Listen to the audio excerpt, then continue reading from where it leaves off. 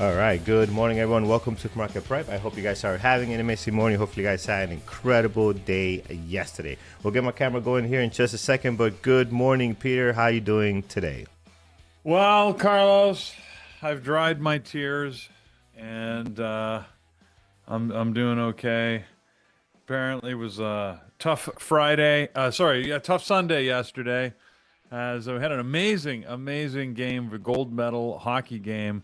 And just to help understand how important hockey is to Canada, the bars in Ontario, the Premier of Ontario, granted a special license to all bars that they could open and serve alcohol at 6 a.m. to get ready for the hockey game. And in Manitoba, they authorized bars to open and serve alcohol at 5 a.m.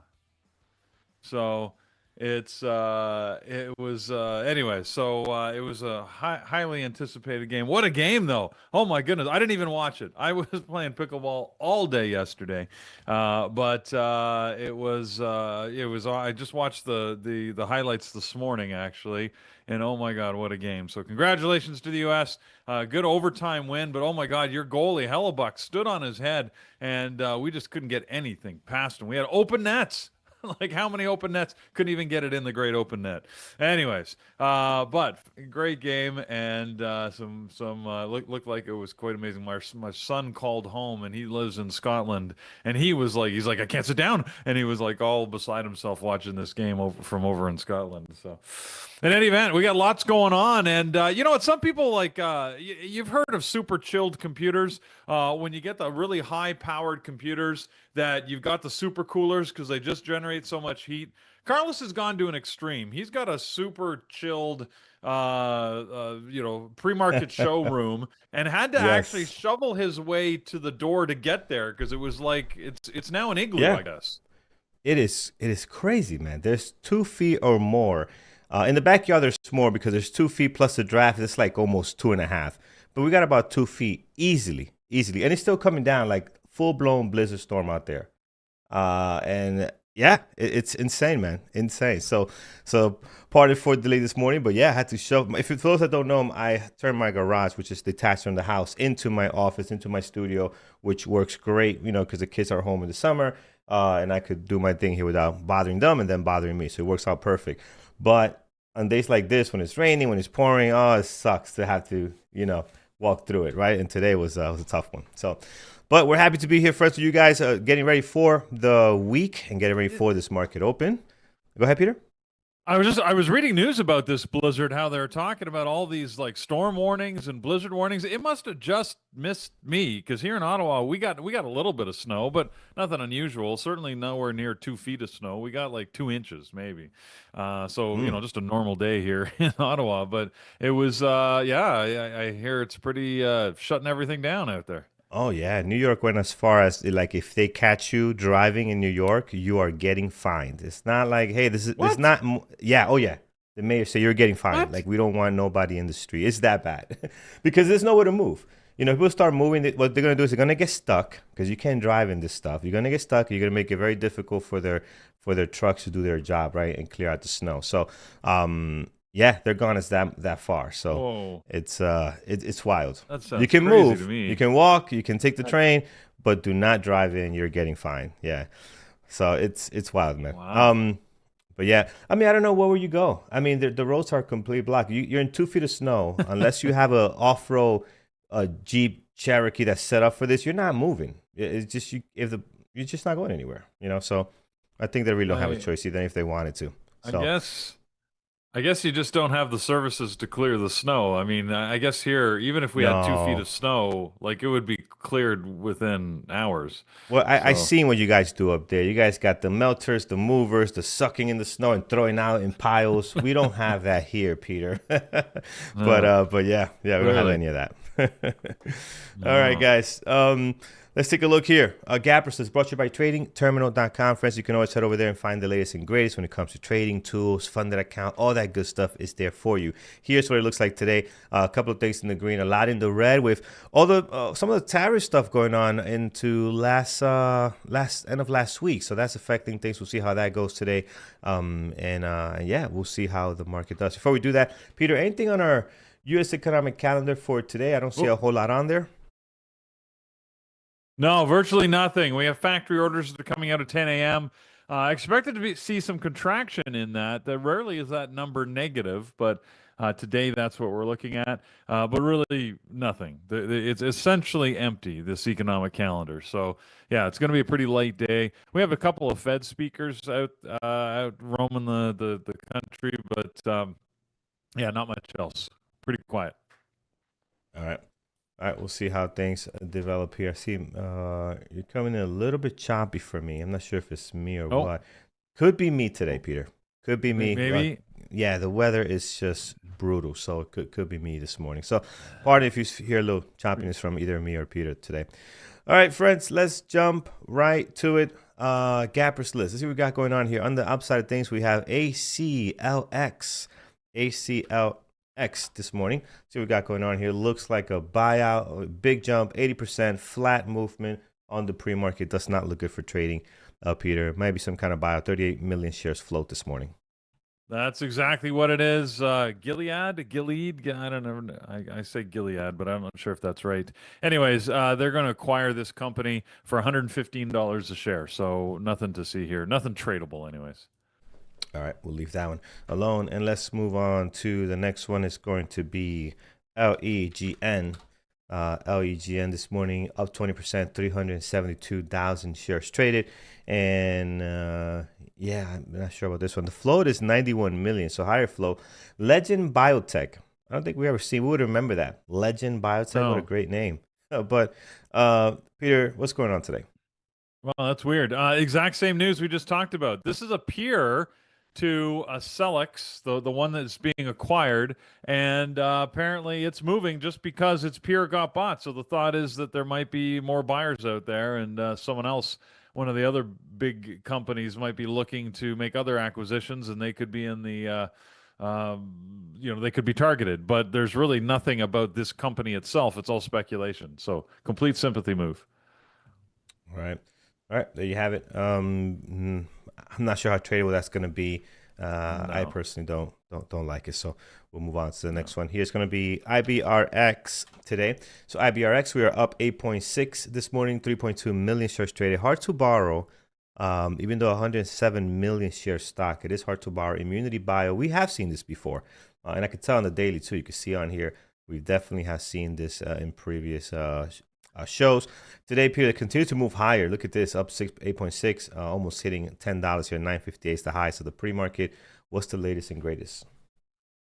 I don't really know. The news isn't good. They did release a press release saying that their revenue growth has topped 700% year over year, after they got some approvals on their lung cancer drugs and a global partnership. None of that is news.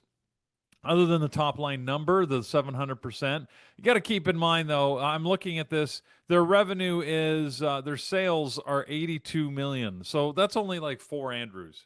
So we're Yeah, only so yeah, we got to bring back the Andrew index. That's only about 4 Andrews, so it's not really, it's not that big of a company. It's easy to get 700% growth when you've got relatively low sales. yeah, agreed. All right, not looking good. We'll leave it alone there. BNAI. BNAI is up 6.7, 480,000 shares traded. Another one that we've seen before. They had that big, well, not that big. They had this wild, if you guys remember, movement back in, was this end of January? End of January, yeah. Well, I felt like it was much longer than that, but only end of January, a couple of weeks back. Big move. If you guys remember, went up to 90, slam back down and back to like 15, 20 or so. Today they're seeing a little bit of action, but again, I just don't trust these guys. Be very careful. 2.7 million shares flow, as high as 23, back to 20 this morning. So nothing too crazy, but seems to want to get the engines going here, Peter. Yeah, it says that there's 480,000 shares traded, but frankly, looking at the chart, I can't even see it. I mean, in the last 5 minutes, we've had a grand total of 529 shares. That's just 529. So it's really not in play. I don't know. I feel like this is a dead cat bounce thing, right? As you said, it skyrocketed up, dropped here. Sure, it could bounce. I'm not even sure. I mean, it got on our list because it just made the numbers, but it doesn't look tradable or in play. Yeah. All right, we'll leave this one alone, friends. On to the next one here. It's going to be PDD. Some more recognizable names. Recognizable names here. PDD is one of them. These guys are up 3% this morning, and you can see on the daily here, getting a little bit of a pop, especially from their. What makes it interesting is they're getting a pop from their like consolidation point here, at least where they've been stuck in chop. So slightly above that, and I'm not sure what that means. But the volume is not there. Only 307,000 shares traded. They are up 2.8, almost 3 here. But the volume could be nicer because it can get good volume pre-market if they are going to be in play. So I like the daily possible breakout. Volume, not so much, Peter. Yeah, I mean, I don't really see much news of interest on this. They got, as you said, they're sort of coming through a technical level. Maybe that's enough that's got people interested. The Chinese sector is one of the few areas that's generally red today. I noticed Baba, JD, some of the others are red in this sector, but uh, the Chinese stocks have not really been trading all that well. We did note them last week as we saw a little bit of movement, but even then, I watched them a little bit, didn't like what I saw, not enough to put a trade on it. So yeah, I don't see enough here to get me to put PDD on my list. That being said, we don't have much else yet, but so maybe we can put it on a secondary. I just don't think it's going to play out. Yeah, yeah. I'm not a big fan of it either. Unless we No. start getting some volume, we need to get some volume. Maybe that can make it better. Speaking of volume, here's Hims in the last couple of minutes trying to do something, moving up from red to green as high as 1609. So getting a little bit of action here this morning. Their daily has been really just flat. I mean, they have not done much. It's sideways here between 16 and 17, and looking to break out of that. So, Peter, some movement this morning, a little bit of volume, 743, and look at that. It looks like it wants to go. Yeah, they this could just be a little anticipatory movement. They have earnings after the close today, because we do have a couple of companies that have some interesting earnings this week. Hims is one of the ones after the close. Hims and hers. We've got I don't know. We got Workday tomorrow. The big one is coming later this week. Really, there's only one story for earnings this week. And despite everything else that's happening, it's Nvidia, right? They're one of the late reporters, and it's always about Nvidia in the week in which Nvidia reports. So Wednesday after the close is when that's happening. That's the big one to look for. But yeah, I think Hims is just moving ahead of their earnings at the close. All right, there you go. We'll leave that one alone for now. I know people like that one, so maybe a possible, guys. If you want to watch and see if that turns into anything, Maybe. maybe a possible. Because I know people Yeah. like that ticker. And given this gappers list, which I'm gonna update now, is pretty light so far this morning. All right, so let me just update these tickers down here. There we go. All right, let's take a look at last one is silver. Go figure. Silver on deck this morning. So you got PSLV and the other ones. They're up slightly. 2% on this one. So pick your favorite. Again, normally I'm not trading these, but today they're seeing a little bit of a upwards movement into the pre-market session. PSLV as well. They're all just moving higher. So I'll assume soon enough, a lot of these LG will start making their way into this list as soon as start getting the volume and up above 2% if they're able to do that. So Peter, nothing special here, but I see this slight movement in silver. Yeah, exactly. It's just up over 2%, 2 to 2.5%. And I think that silver's still in play. It's obviously regaining a little bit of what it had lost from that big spike down right at the beginning of this month. But I don't see anything terribly special about it. I don't like trading silver. I've tried. I just find it. I can't read the chart, and it's because I don't trade ETFs generally, and all this silver. Well, these aren't stocks. All these silver tickers are really all just ETFs, right? That are just tracking the price of silver. So if you want to trade commodities, go trade commodities, in my opinion. Unless you want to do some longer term trading, but to try and day trade it, I think is really tough. Yeah, I think so as well. Again, we'll leave those aside. Peter, that covers our gap up. I see some other ones moving in here. GLW was not on deck. It's moving its way in here to now. Corning Incorporation doesn't look good, live volume. But anything you like off this list this morning? Well, one that's not on our list that did have earnings this morning. How about Domino's Pizza? Just because DPZ, DPZ.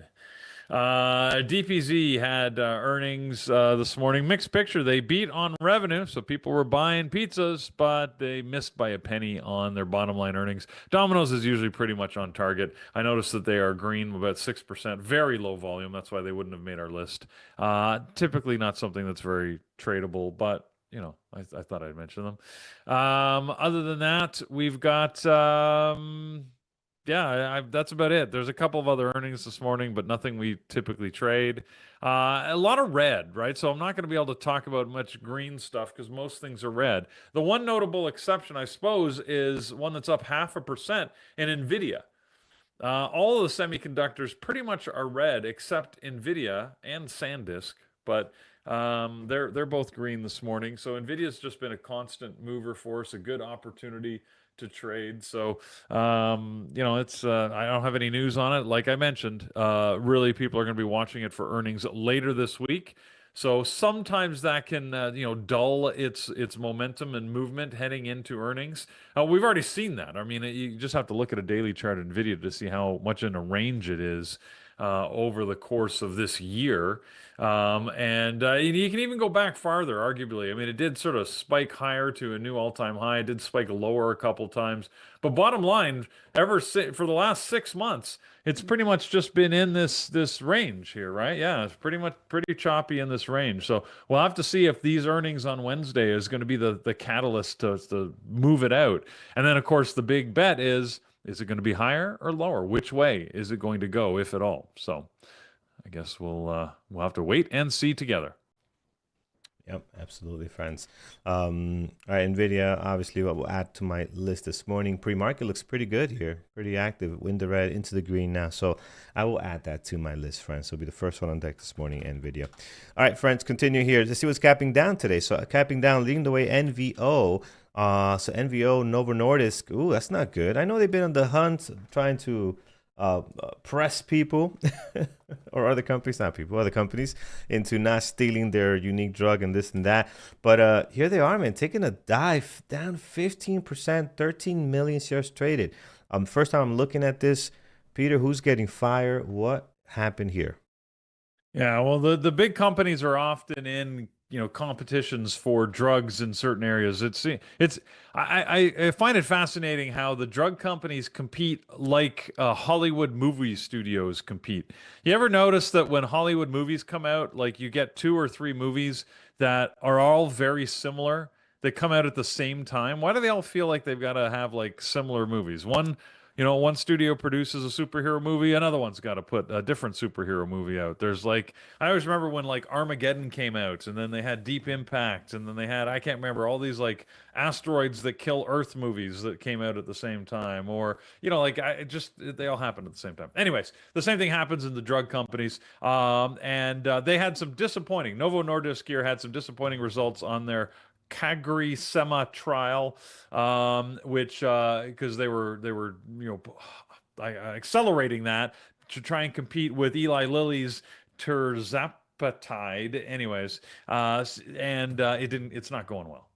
So Hmm. bottom line, they got a big failure. Somebody's not having a good day over there, and there's a couple of scientists scratching their head going, well, that didn't work. Now what?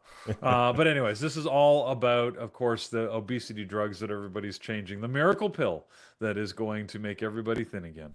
So we'll see what transpires. But right this morning, Novo Nordisk, it's a potential. I don't know. I actually don't know whether this is likely to drop lower at the open or bounce back. It could go either way, but one way or the other, it does have the volume.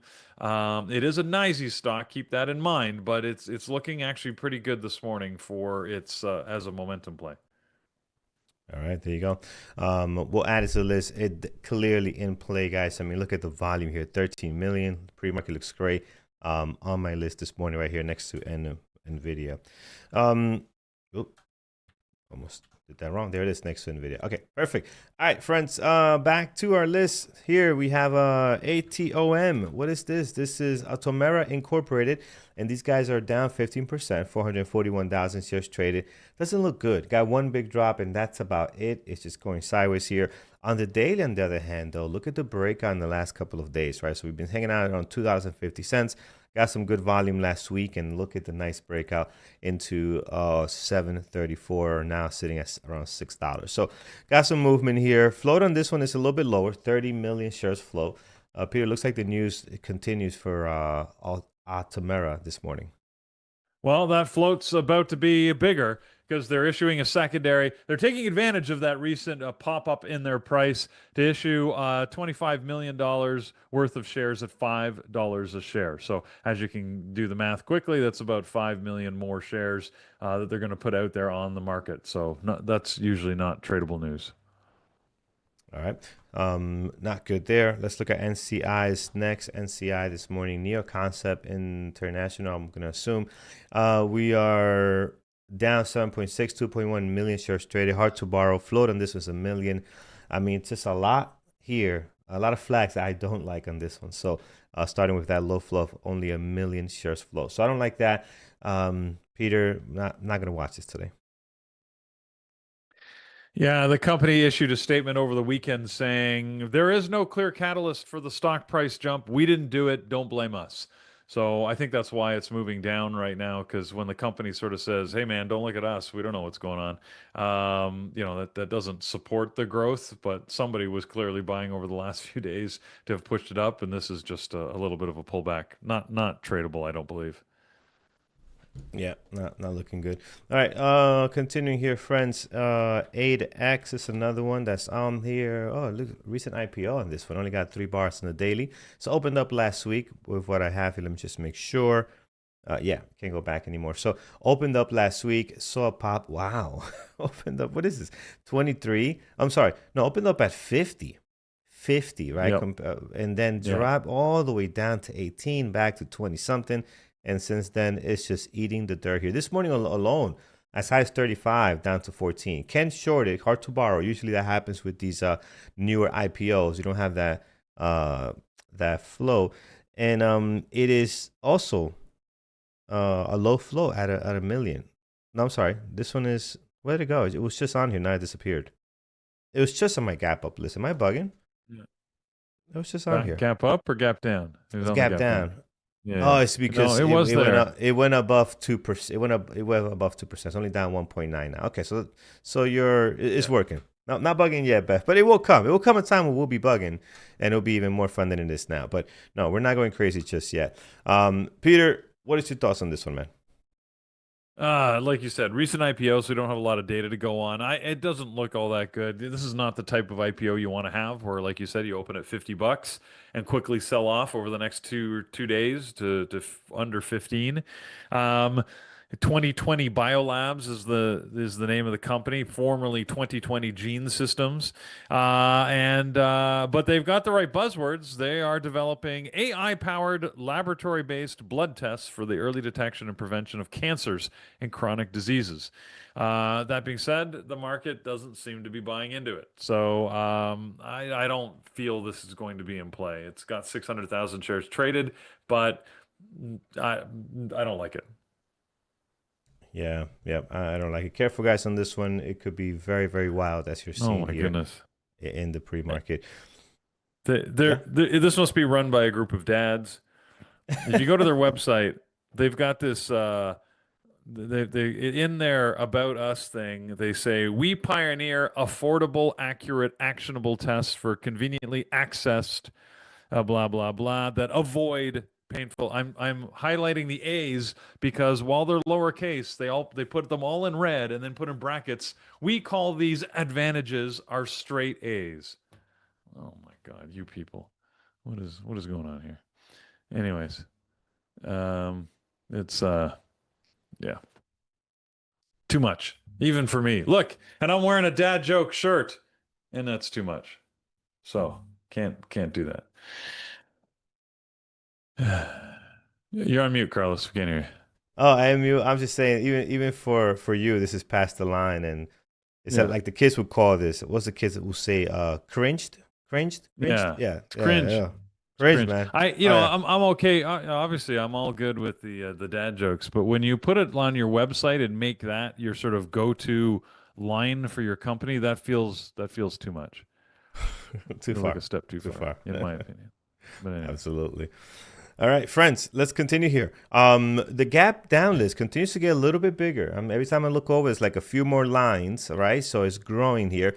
So a couple of good names coming up here. We got CoreWeave, which we know we love to trade. This morning, let's take a look what's going on here. CoreWeave down 3.1 this morning, 352,000 shares traded. On SSR, because it's hitting some breakers here onto the downside, but for the most part, not really looking all that good though. I mean, it's down here, but I don't see anything special on it this morning, Peter. We'll probably still watch it on a secondary because we do like CoreWeave and the way it trades when it gets volume, and we're finally breaking out on the daily out of this back and forth we had here. So maybe that can get us some movement down to 75. That'll be awesome. And you can see here too. Let me just add to that. Look and see how well it traded in this stretch here, right? Into from January into February. Look how nice that is. These are some really great trading days when you get that continuation. Not so much the last week and a half or so. Peter, what's your thoughts about this one? Do you like it this morning? look, no better or worse than any other day. Like we were talking about, this one and PLTR are ones that can move on any given day. I don't see anything particular. They did get an actual upgrade from, well, sort of. They got a Morgan Stanley increased their price target on them to $99 from a previous $86, but they didn't actually upgrade their status. They still say it's a hold rating. Anyways, I don't know. I don't see anything special on it. I don't have any reason to believe it's going to be wonderful today. Yeah. All right. Continuing, friends. What else? Wolf, and then we'll hop around a little bit because I think I see some better names towards the bottom here. I do see some of the crypto stuff on deck this morning. Let's look at Wolf today. Yeah, this doesn't look good. It's just slightly down, 2.6 down this morning, 385,000 shares traded. But if I look at the daily and everything else, I don't see anything special on Terra, Wolf, Peter. So we'll go to you on that one. Anything to add? No, I mean, wow. I'm not surprised that they are down. This is one of the many companies that has, done Bitcoin strategies. Bitcoin continues to slide here as it's down 66,100 is the price right now. It was sitting around 67,000 for most of last week. Dropped a little bit more over the weekend.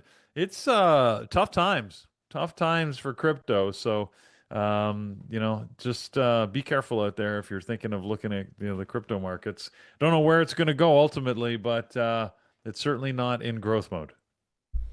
Yeah, it's definitely it's not.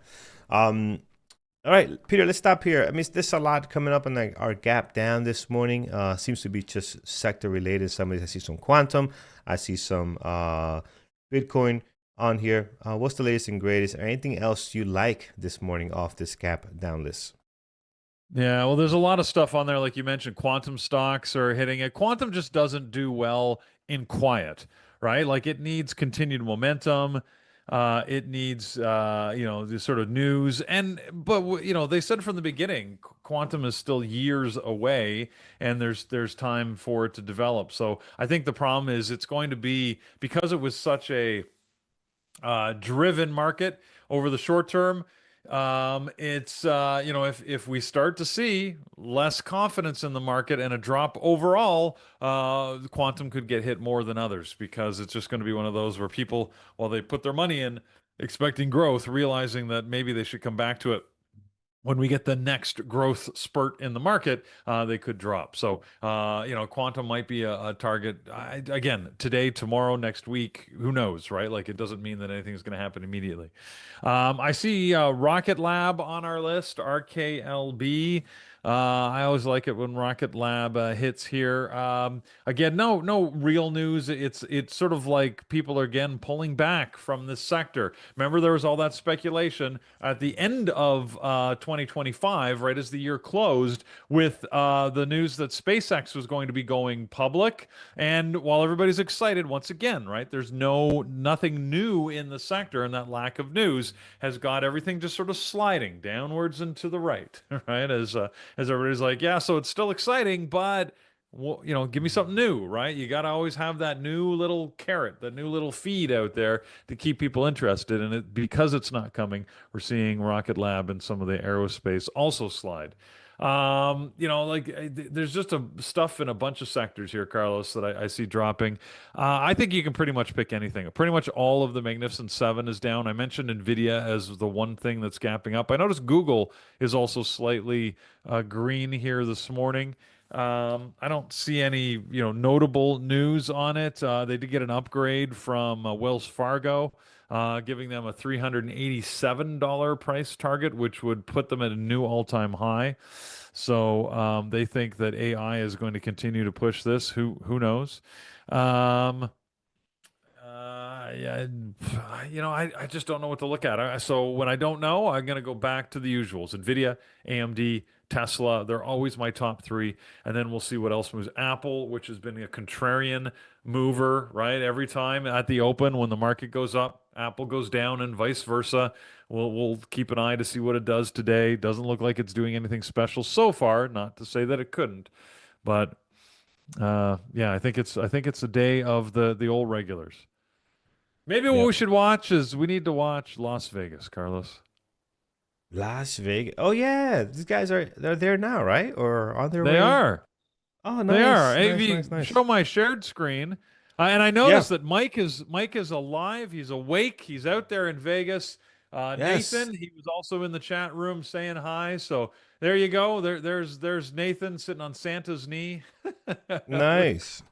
with Thor and Dr. V and Mike and his wife. They're all there in Vegas now. Andrew and Brian were supposed to be there last night, but their flight got canceled. So they're, I presume, be flying out today. And hopefully we'll make it in time for the big presentation. But if not, don't worry. We got a backup plan. All is going to happen. It's going on. So it looks like those guys all went out for dinner last night, and hopefully they had a great time. So, oh look, Thor's in the room too. Look, everybody's awake in Vegas. So, Nice. that's good. Nice. Early It's early morning. over there, right? It's Maybe they never at went to least bed. Maybe they partied all night.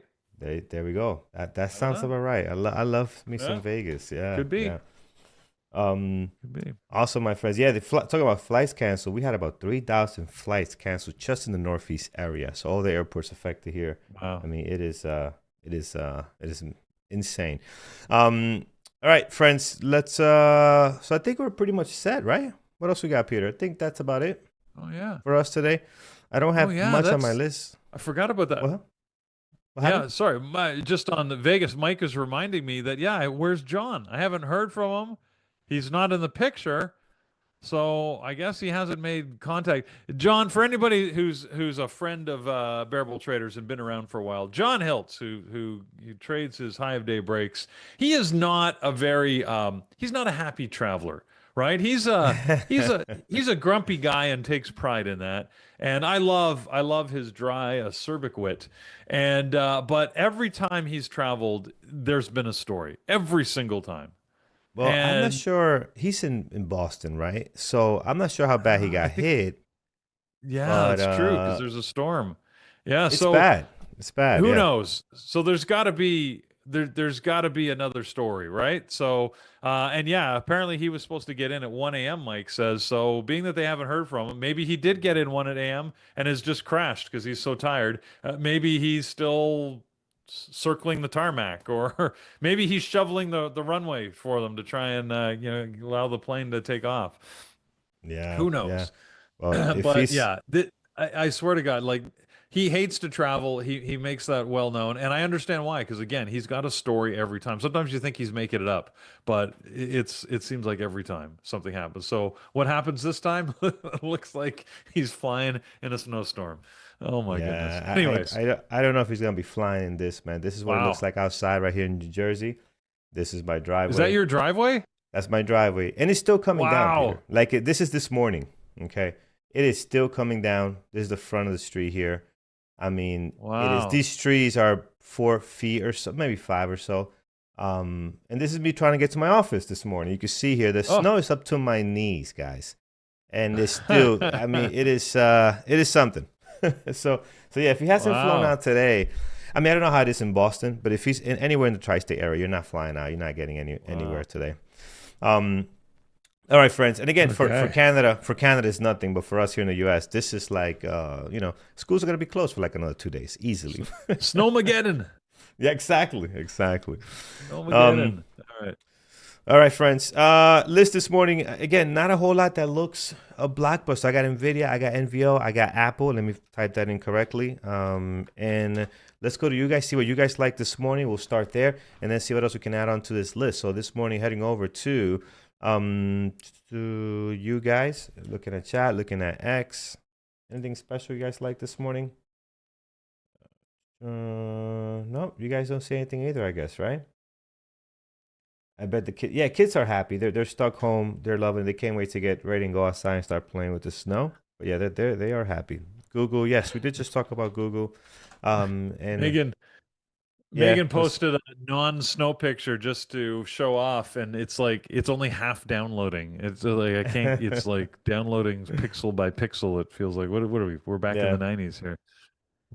yeah. I see Serves she's right. out. This looks too dry for me though, Megan. I need some color. I see what you did here, but it looks too dry.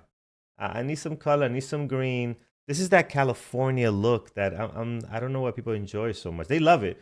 I'm not a big fan of that dryness. I need some color in this, some Costa Rica type flavor. I don't know, but yeah, looks desertish. But I gotta say, at the moment, it's better than here.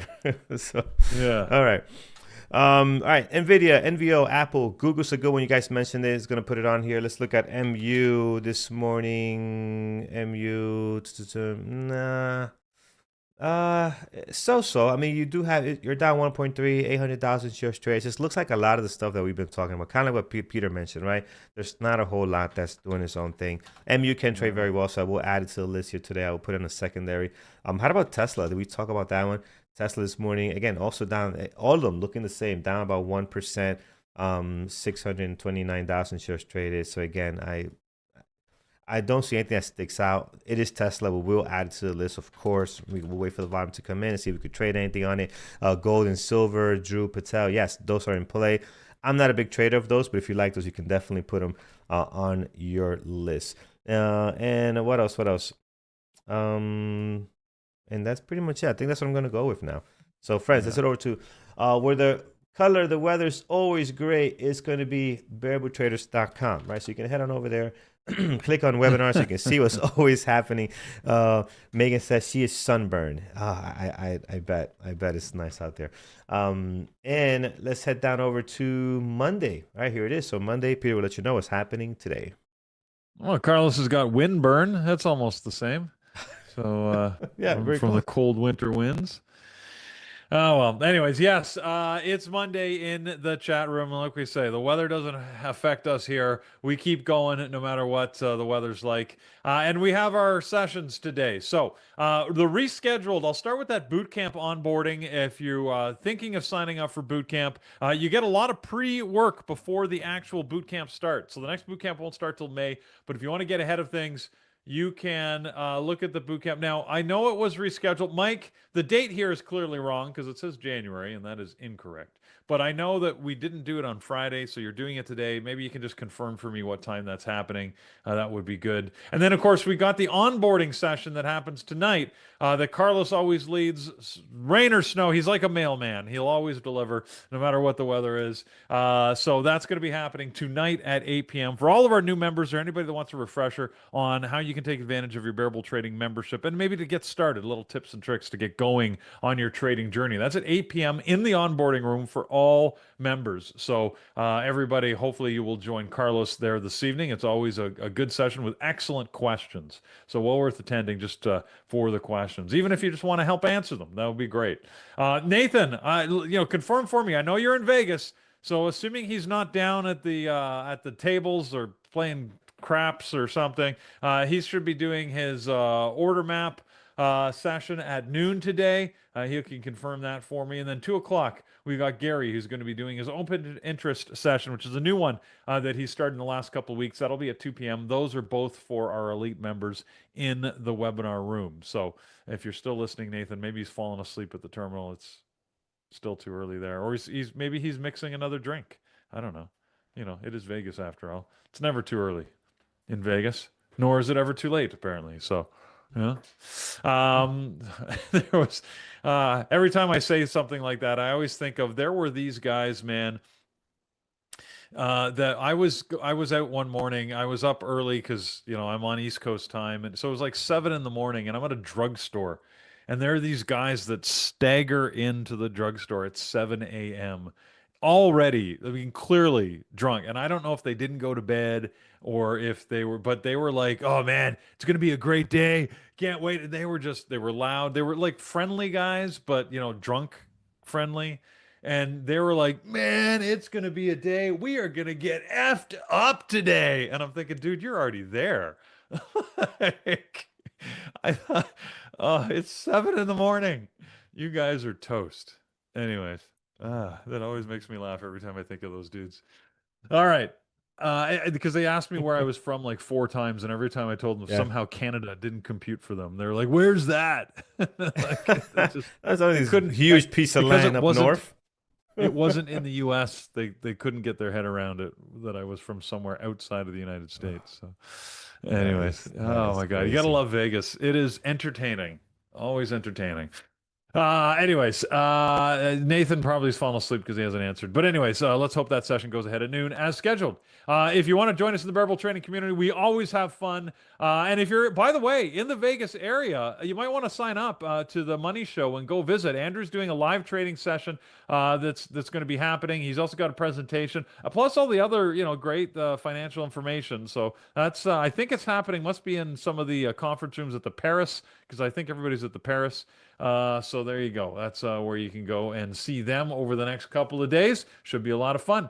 But if you want to join us in the Bearable Trading community, go to bearabletraders.com, scroll down, and you can see the different options. It looks like we're still honoring our Valentine's Day sale. If it's here, you can get it. So take advantage of it because this could disappear at any time. It could be Andrew lands and went, "Oh, crap, I was supposed to take that down." And he'll give the instructions. So you don't want to lose that deal. If you're thinking about it, act now. That's 50% off the Elite annual price, plus you get that free funded account on top of it. So it's a great deal. If you're not ready for that commitment, we get it. Maybe just join using the intro offer. You can kick the tires, see what it's like. So those are your offers. Take advantage of those anytime. By the way, if you really, really want to have fun with the community, I think this trip to Egypt is going to be absolutely fantastic. Bearabletraders.com/retreat.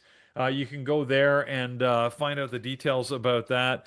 I know I am very much looking forward to it because it's been a while. I've missed the last couple, so I'm very much looking forward to this. I think there's still a couple of spots left. I'm not sure. It says that it is. It does look like there is. Let's see if I can proceed to check it. Looks like it's letting me add one, so it looks like there might be a trip or two left. If you want to join us in Egypt, just take a look through the itinerary. It's right there. It gives you day by day exactly what we're going to be doing. It's got everything from balloon rides to snorkeling to a private yacht tour to private tours of Luxor to breakfast in the desert they got everything going in there. Pretty awesome. So it should be a lot of fun. If you're up for that, I promise you, Andrew gives you a ton more value than the cost of this thing. You'll never get a vacation of this caliber at that price. Even if you don't want to do the trading stuff, who cares? Just come along and join us and have some fun because it is Oh, yeah. always a blast. So Yep. Who's There's the link, going, by friends. the way? I threw the link in chat so you guys have it. It's bearwithtraders.com/retreat. And you can also go to bearwithtraders.com and right on the homepage, you'll see it. It's Mr. Pie just asking when it is. It's right at the end of March, March the 26th or 7th, March the 27th to April the 6th. So there you go. So those are the dates. I am I'm thinking I'm looking forward to it, and yeah, it's I'm not sure who from the team is going. Maybe it's just Andrew and I. Yeah, We'll have have it. fun. I'm not sure. Yeah. Yep. But either Yeah. way, I'm sure it'll be a blast no matter who goes. I mean, so you guys enjoy yourselves. It's gonna be awesome. All right. Did your daughter decide to go? Did she make up her mind? Or she's not Well, going? we'll find out. The Okay. jury's still out on that. Gotcha. All right. All right, friends, let's continue here. Let's get some levels in place as we prepare for the market open. I got NVIDIA, I got NVO, I got Apple, Google, and Tesla. Again, none of these look absolutely amazing, but we'll see where the volume hits today. It might be a day where you guys maybe call something out, we get some volume somewhere, and where we just take advantage of it. But let's start here with NVIDIA. Look at the bigger picture. High of the pre-market, 190.99 towards the bottom. We do have a level at a 188.80, so we'll put that there. And then towards below that, we have highs and lows for the last 2 trading days. Do not need to add anything else. Towards the top, we do have the big level over at 193.21, 193.21. And then I don't see anything in here. Maybe 192.21 as well. You got a couple of days slamming into that, so maybe that one's a good one too. But the big one is that 193.21 level there. NVO, friends, continues to well, not yet. Hasn't gone lower, but here's our pre-market low this morning, 39.75. We're heading on our way up there as high as 41 in the last break here. We try to get going, try to stop the bleeding. But it looks like it wants to go right back down to that low of the day. So let's see what happens there. Low of the pre-market at least. Going to the left, haven't been down here in quite, man, this is a big drop. Wow, 52-week low. And when was the last time we were down here? This is a big drop for them. Okay, wow. 2020 was the last time we were anywhere in this area. So let's see if we could pick up some levels that make sense. You can see the daily chart, how wacky it is, how choppy it is. Not a whole lot of volume back in these days. Only 1.4 million back in these days, 3 years ago, right? 40, 38, 39, 38. What else? This daily's not great because, again, they were just not getting a lot of volume. 41.13 is another good one. And then here, 38.56. I wouldn't put too much weight on these levels, friends. There's just not that much volume. Things have changed since then. You can see they get way more volume now, but we got some levels in here just in case we do decide to break out. It's so funny as we go back and look at those daily levels. Look how well it lines up with some of the pullbacks you're getting here, some of the support you're getting here. So 41.13, 41.38, 40.38. So again, sometimes people do the same thing we just did. They go back and see what levels are around this price action. We got a few on there. Let's see what happens today with it. Here's Apple. Again, we're watching it, but not really doing a whole lot at the moment. We'll see at the market open if we can get anything out of it. I'm just going to mark the high of the pre-market, 264.17. The low down at 262.18. Once you do that, you're set. You're stuck between the highs and lows of the last 2 trading days. So not much to really add in here until this thing starts actually breaking out. Here's Google. Great day on Friday and trying to continue this move. We're up slightly, just under 1% here. 317.51 is the high of the pre-market. The low is in the red at 314.22 this morning. Towards the top, you do have a couple of areas here you want to mark down. This was a big one, 321.07. And then towards the top, let's see if we find the next big level. It's going to be right here, 325.82. Towards the bottom, you do have highs and lows way down here at 305. Between the lows and the previous day close, maybe this area here, not a big level, 310.25. It's not a big one, but I am going to mark that there just in case I don't see it. Oh yeah, you got a couple of days confirming it here too. So yeah, 310.25 could be a good one. Here's Tesla. Tesla's just stuck between the highs and lows of the last 2 trading days. Pre-market high over at 409.48. Pre-market low down at 406.91. Within the range that we've kind of been stuck in the last couple of days. So not much to add. You got the big levels towards the bottom and towards the top already marked down for you. I wouldn't add anything else on this one. I'll leave it just as is. All right, Peter, what is our team watching? 5 minutes to the market open as we get ready for the bell. All right, yeah, Megan. Looks like she was in first. She says she doesn't love a lot, but she's going to be watching Google, Micron, and Apple. Jared's going to be watching Amazon, Netflix, NVO, and PLTR. Thor's going to be trading with her friends over at Peak Capital. I'm watching the usual. Plus, I put NVO on my list. I like Tesla. We didn't really talk about Tesla. It's looking weak this morning. They did have a judgment against them. The judge upheld their $243 million verdict against them for that autopilot crash way back in 2019. They also made some changes to their Cybertruck lineup. They added a low cost model and eliminated their highest end Lux edition and reduced the cost of the Cyber Beast. Yeah, I just think I don't know. We'll see what Tesla does, but I'm going to be watching that one most closely. I think at the open. Phil's also watching Tesla. He's going to be looking at NVIDIA, PLTR, and Google, and then Eamon's in with some potential longs on Coin and Airbnb. Not one that we look at, but Eamon's looking for something slightly different. So he's always got sort of a different perspective on the market. So let's see where these things go. We got the open coming in just under 4 minutes. And Carlos, look, with Andrew and Brian not active where we expect, I don't see them in the chat room. It looks like you and I may be doing double duty here. I think we'll just keep going here in the chat Yeah, room we'll because, do it. we know we got Thor on the road. We know we've got everybody else in Vegas. Let's let them enjoy their time. They could be like half dozing at their computers as this open hits because it's Yeah, early, especially if you're not it used to it. is. It's always tough, man, when even though it's the same time zone, when you get up, and Nathan posted a picture in the chat room there of looking out. I've done that. I can't tell you how many times. You look out over the Vegas Strip, and it's like the middle of the night.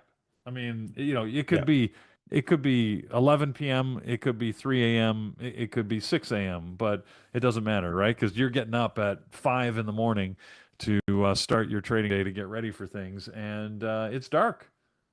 It is dark. yeah, yeah, I mean, sorry, the sky is dark. Vegas is never dark. The lights are always on in Vegas. But yeah. Andrew's here. Oh, look, Andrew's Andrew's here. there. So He is there he connecting, is. and Okay. Now I all wonder right, where my here man. is. Andrew is here, Vancouver. Is here Vegas? You're still in Vancouver, I assume, right? I don't know. He'll let us know. I could tell by his setup that's Vancouver. We Okay, trade so there you much with go. him that we could tell by his setup. I could tell with his I don't. Vancouver whether is I, actually what's set up? uh, I don't even see. the Anyways, whatever. his screen. Yeah, yeah. This looks He like put his Vancouver. list in here. He's going to be looking at PLTR, Novo Nordisk, AMD, Tesla, and AMD again. He likes AMD so much, he's put it in twice. So there you Yeah, go. So it looks like Andrew will be here to trade live. That's awesome. Oh, he's definitely in there he Vancouver. is. He's sitting in the All right, office. guys. We'll So, let you with Andrew. He's connecting, ready to go. We'll yeah. see you guys a little bit later. There he is. All right. We'll go here Yep. on Yep. our own. Yep. We'll get ready, friends. 2 minutes. And we'll see how this goes. All right. Not super excited about this open. I don't like a lot of stuff we have on here, but let's see. Let's see what we get. You think I can get my wife to bring me a coffee here? You think she'll cross the snow and bring me a coffee? If I Well, ask I her think to. the real question you have to ask yourself, Carlos, is what's the risk in asking? Right. Does like, yeah, is it worth it? I guess. Yeah. Yeah. Yeah, I don't know. Maybe I she know won't mind. I know she'll do it. I don't want to put her through that, but it would be nice to know that Yeah, she'll do it. I think she will. I'm like about 80% sure she will. All yeah. right. Will you have to pay Uh, for it later, though? exactly. Yeah, that's the thing. It's gonna cost me That's later. that's the reality of being married for a while, right? You got to measure Mm-hmm. the what's it going to cost me? Yeah, well, You 100%. know, NVIDIA doing some moves here, 30 some seconds. Well, actually less, about 20, Mm. 20 seconds to the market open. Yeah, 20 seconds here. Yeah, Nvidia popping up.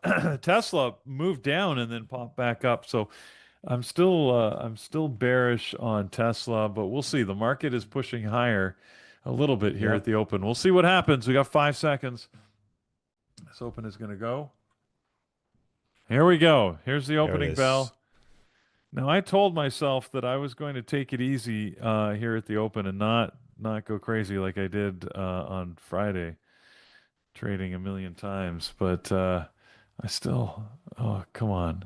See now, Oh, what happened I'm to the wishing bell? Forgot I to hit the got my bell. opening bell.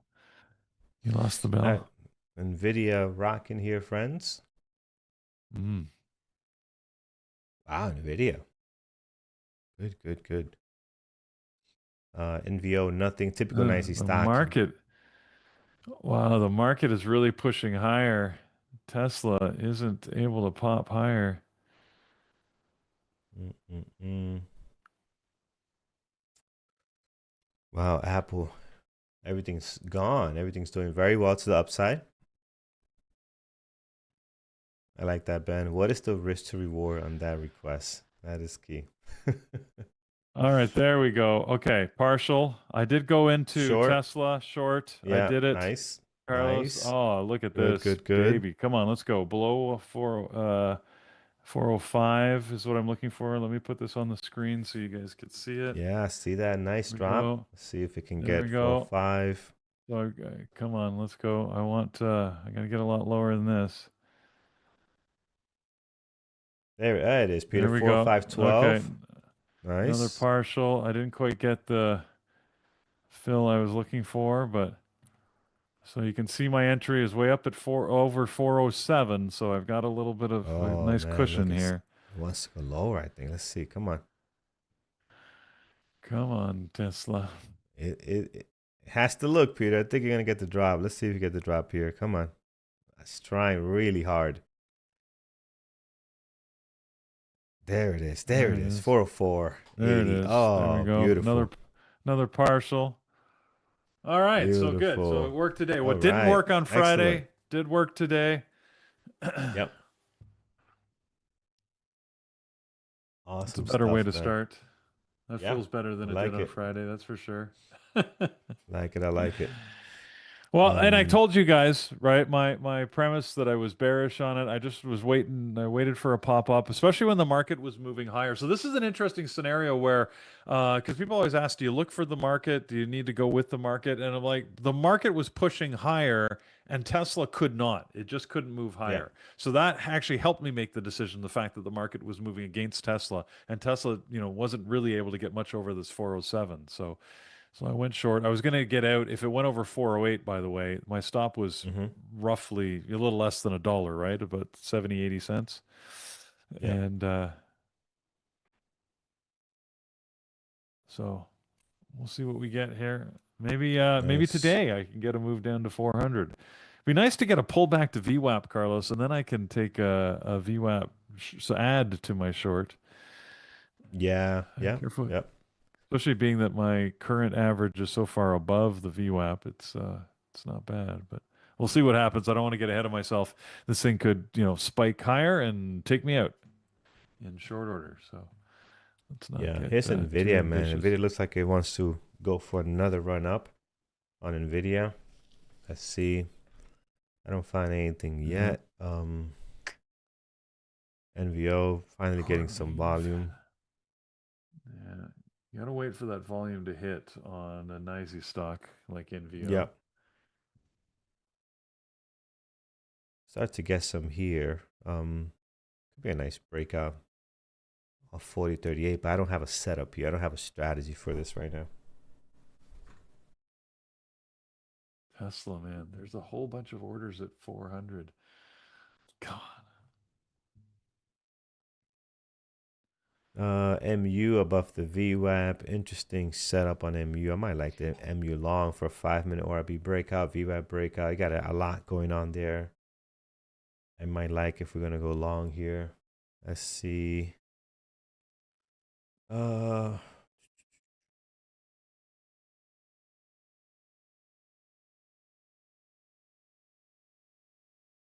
all right. Okay. Let's see what it looks like on the 5-minute for MU.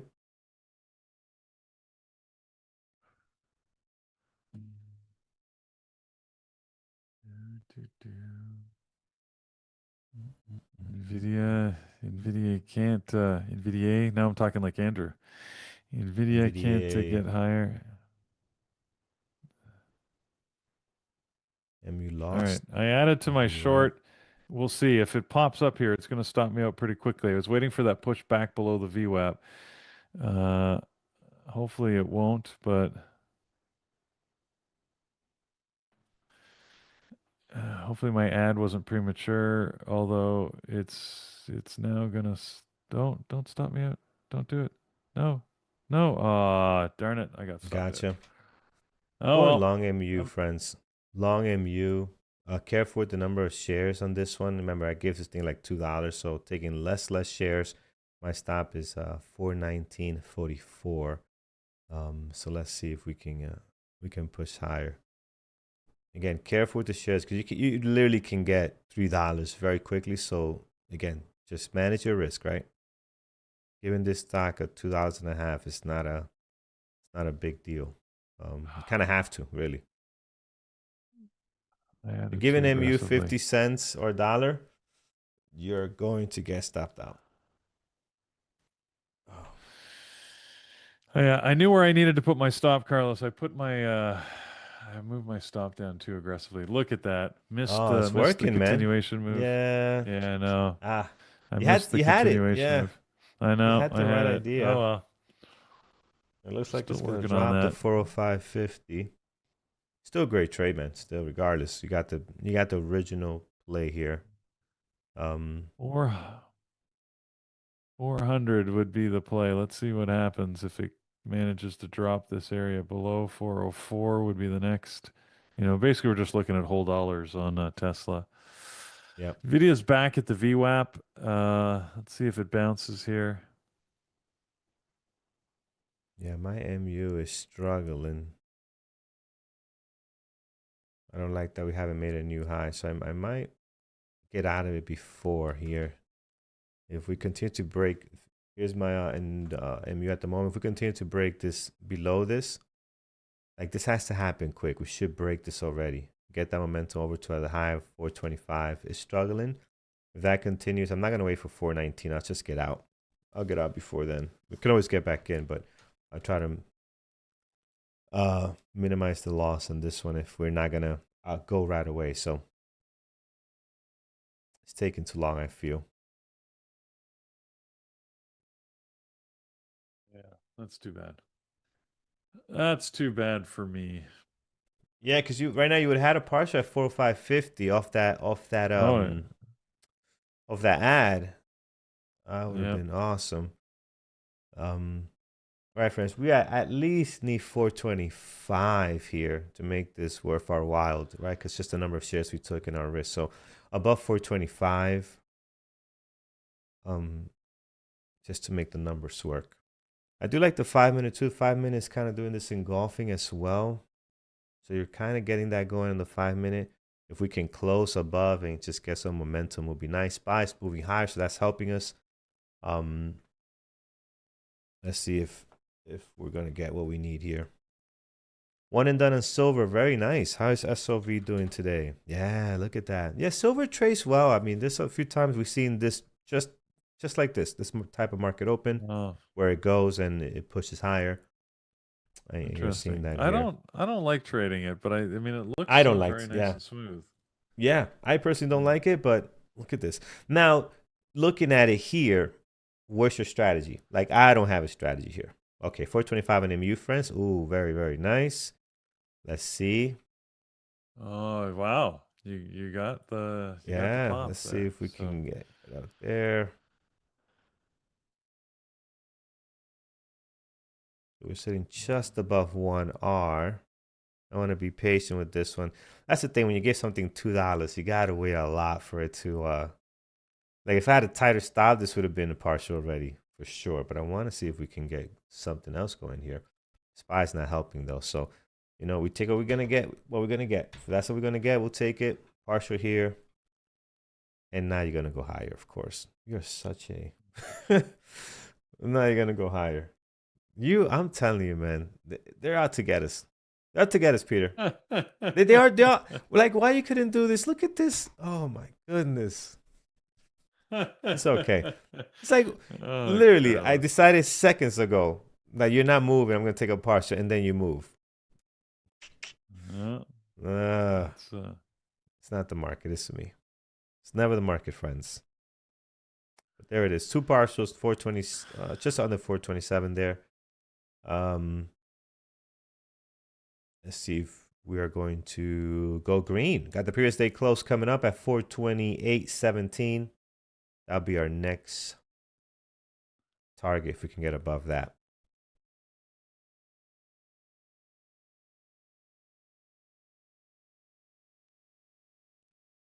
On MU. All right, SPY's dropping here. Did not like that drop. MU's not like. MU's just following the overall market. If you look at the SPY, it's literally following that. So we'll take everything off if we come to below 423. I don't want to bring anything to break even. Yeah. Oh, man, look at Tesla. Oh, yeah. Beautiful. Yeah. Right. Well, it's all right. I was in the right spot. That's all right. Yeah. Yeah. I just wish you were in it now, as well. Yeah, well, so do I. Yeah. I hear you. All right, we are out of MU, friends. We're all out here. There's no point in risking. We don't have enough shares to risk going red there, just with the amount of risk we took. So we'll take the green, and we'll see what the market does next. All right, what else we have here? NVO did break out, doing some stuff. Apple doing its own thing sideways. Google actually dropped here. So nice drop off the VWAP on Google here, friends. Google wants to go red. Tesla as well. MU really wanted to go green, but the market has other plans for MU. Oh, SPY's dropping some more. That's going to put a lot of pressure on tickers here. So careful, friends. If you're trying to go long, be careful because the SPY is really putting the pressure on these tickers now. But we could be setting up nicely for reversals if the market wants to turn around a little bit later. So just be patient. We've seen this so many times. We wait 30 minutes and we get more opportunities. So let's just be patient and see what we can get. SNDK, I see that being mentioned by Ben and others. Miles for a cure as well. What's going on? SNDK. Yeah, nice 5-minute ORB. Nice engulfing. I find this stock so wild. $6.52, $20, $30 at $6.80. Yeah, as long as you manage your risk, it's okay. But just the numbers don't compute. Like, it just doesn't compute. I'm taking a $30 move.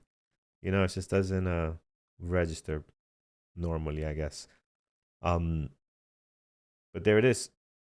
Nice breakout. Nice engulfing, which is a powerful breakout move here on the 5-minute ORB. So Mouse for Cure, did you take this one? Oh, yeah, you did. It did well for you. Very good. Ben, did you take this today? Wow. What is the SPY? Ricky, so the SPY is this one, SPY, the spider. S&P 500. Yeah. So we call it the SPY. It's just the overall market. We also look at the Qs. Actual. Yeah. Yeah, that's an ETF actually that represents the SPY. The actual SPY is the SPX, right? Which some platforms have. In my platform, it's SPX $, which is about 10 times the value of the SPY we look at. Yeah, but I don't want to do the SPY it's a good facsimile. It exactly mirrors its movement. So that's all you have to look at, really. I don't think I could do shift 4. I think that could be some kind of hockey. So I'm not gonna type that in to figure out if I have any hockey on that. Yeah, because my hockeys are like shift 1, 2, 3, and then shift. Like I got some of these in here, so I gotta be careful. That shift 4 might be an issue. All right, let's see.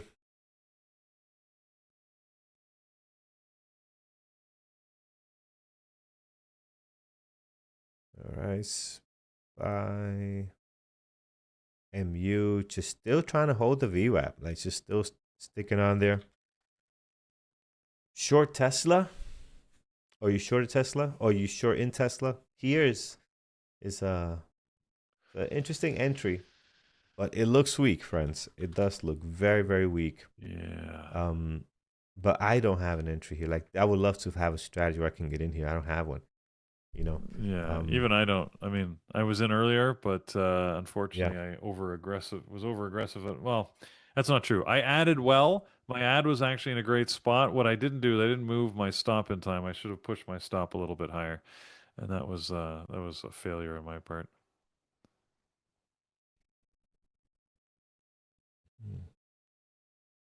I'm just looking at. Wait, I'm looking at your trade now. So you got in. Man, that is.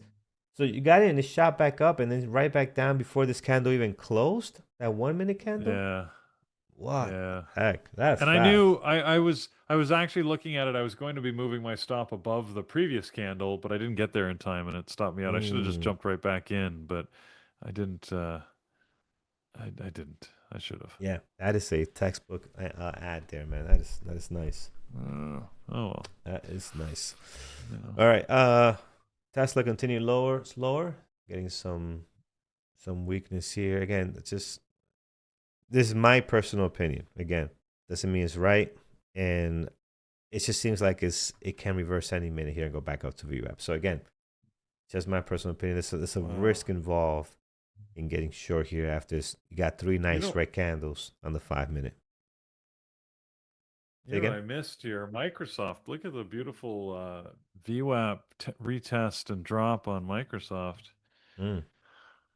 That's so Very lovely. similar to Tesla too. Well, a little bit, Yeah. right? Got the drop. Yeah. Yeah, retest. Yes, that's clean. Melanie, did you trade that? That's a clean setup on Microsoft. Um, Google's a little bit choppy. Apple not doing much.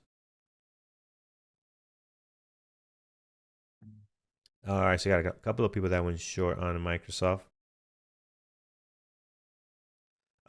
James, so I don't use the Stream Deck actually for trading itself. My Stream Deck I'm using more uh for for the show. So I don't know if you Yeah. can see it, but you can see there. You can see little screens. There's Peter there. You can see him. We can switch to hit this button. We switch to Peter. There's Peter. All right, we hit some other Huh. buttons and we switch to different things. Yeah. That's how we switch to things. So I use it for that. I got the pre-market sound here. Wow. There you Yeah, go. I've got one going as well here. Yeah, I've got my can we see it here? Hold on. yeah. There it There we is. go. Yeah. So Same. it doesn't have all the icons lit because I don't have it, Yeah. sort of plugged into You don't the have the show because it system. sort of isn't Yeah. active. And here's Yeah, the other one but too. same thing. I don't use it for Yep. trading. I just use it for the pre-market show. I know a lot of people love to use it for trading. I just find I don't need it. I can use the soft Yeah. keys on the screen is more than enough for me. Yeah. So I tried using it. I didn't really like the angle of how your hand has to sits on it. So what I use for entry is this. I use this here. So my hand just sits on that, and I know where the keys are. And this I like this a little bit better. wow. Okay.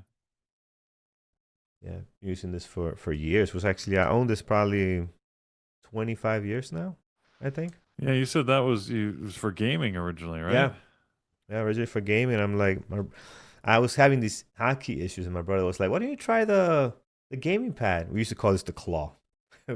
Try the claw. I'm like, "Look at idea. Let me see if it works." I pulled it out of the basement, and it worked. I'm like, "Oh, it's been perfect ever since." The So claw. the claw, yeah. So, was that sort of an ode to Toy Story? Is that what No, this was way before Toy homage Story. to it? I mean, Yeah, this was no, just the because claw. we play so much Battlefield, 2142 and all these shooting games, and they were constantly going like this, hitting all the buttons, moving and shooting and reviving. That after we were done, we used to make fun like, "Oh, your hand's gonna stay like stuck like a claw from all the Oh, I moving." see. And Yeah. Okay. yeah, All right. Yeah. so that's the backstory. Good times, good times. All right, what is next, friends? What is next?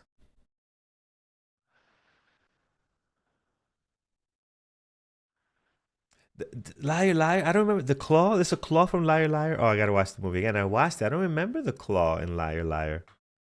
Liar, From liar. Jim Carrey. From Jim Carrey, the movie. Huh. There's a Yeah. claw in there. I missed it. I don't remember that either. Uh. Huh.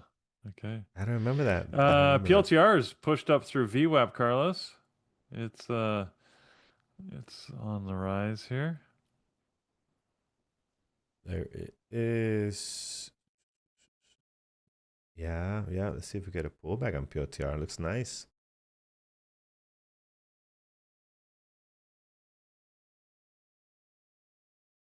Looks very good, actually.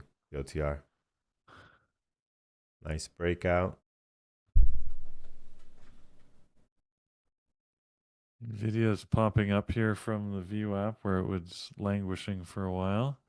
I know Andrew's watching that carefully. I think he's in a trade on it. Come on, PLTR. Don't do that.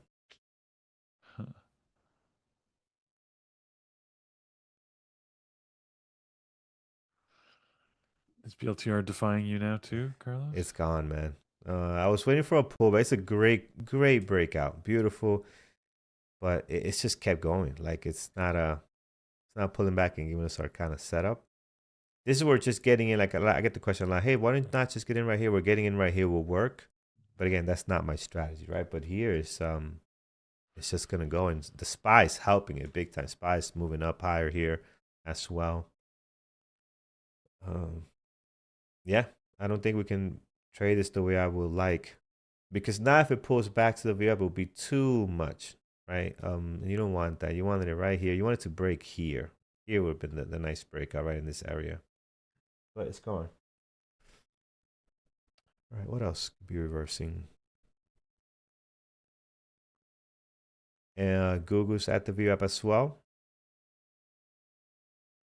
Apple just stuck sideways.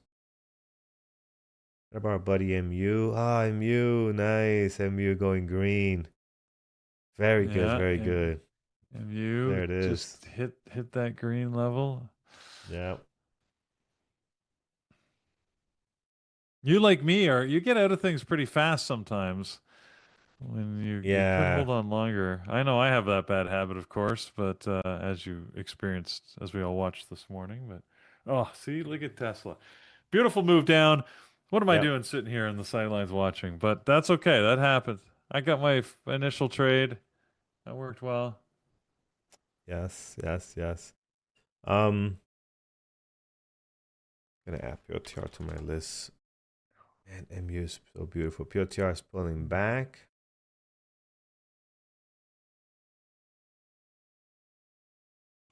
Yeah, this is not a perfect view breakout.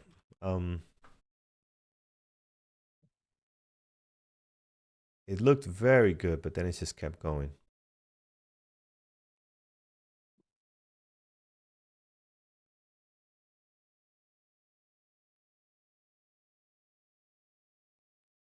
All right. Wow. What's up? His mere 5,000 shares. Hmm? You Andrew enter. Andrew was just talking about people are asking him if he felt he was being trapped on Nvidia, and he's like, "Look, he said at the size I trade, I don't think anybody's trying to trap me and my 5,000 shares." And so and Andrew's busy trading $1 million position here, saying, "No, no." I mean, and he's right. He's right. Yeah. Even Yeah. at that size, the market at large, especially a stock like Nvidia, is not paying attention to you. You're just Right. part of the noise. But Yeah. for most mere mortals, that's a pretty It's a decent lot of noise. sized position. Yeah, it's a lot of Relative. noise. It's a Yeah, lot of noise. yeah, Oh yeah, boy. exactly. Beautiful thing. Market is a beautiful thing. PLTR, friends, I think it's going to go. I think it is going to go.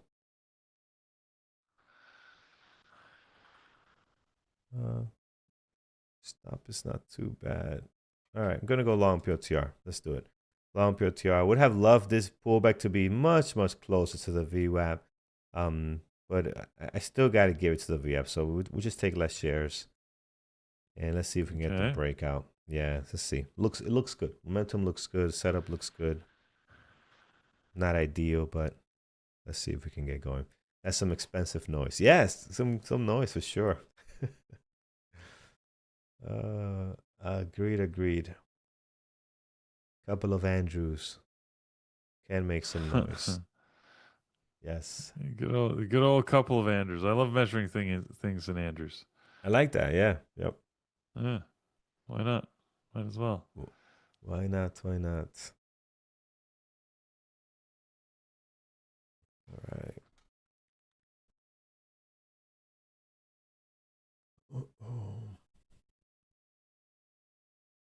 SPY is struggling, making a new low, so that might not help us. No. It's gonna help Tesla shorts. I mean, some of you guys are in Tesla short. This could be really good for you if it continues to drop. Although Tesla's been weak, even from the right out of the gates, Tesla's been really weak. Like it's been struggling to get higher.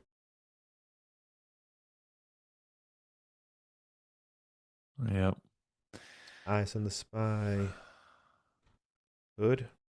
At VWAP, yeah, just kind of slumping its way around it a little bit here.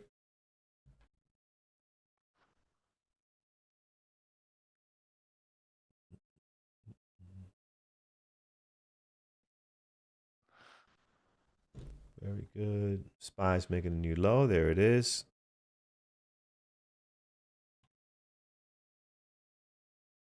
Hopefully my PLTR trade can survive this downwards pressure that we're getting on the SPY.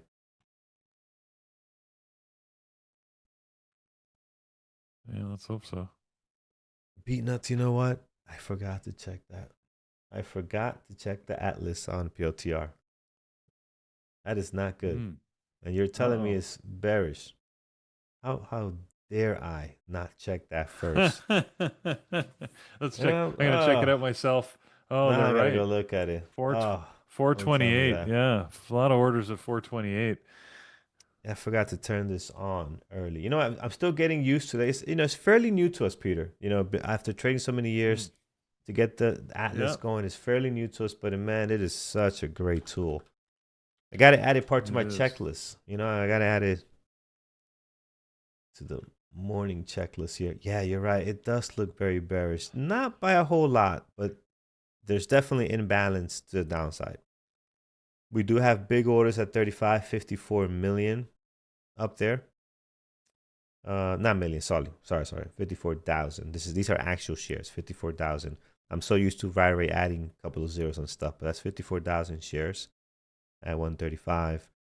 But overall, it does look heavier to the downside. So nice. I see a lot of you guys are done already. Very good. One and done. Very nice. Very nice.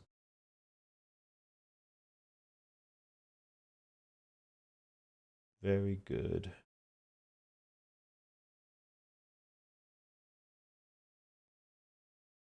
All right, guys, still watching the market here. Some good moves. Core Weave had a good move off the open. It looks like it's moving sideways a little bit right now. You know, I keep wondering if we should be watching the quantum stocks a little bit more, because I do have on one of my screens like Rigetti, and it makes these moves almost every day. That it makes a move somewhere, you know, up or down. It's doing something. Anyways. All right, here it is. 128.95. We'll stop out of PLTR. Yeah, it looks so bearish, man. I can't believe I did not check Atlas. This is such a rookie mistake on my part.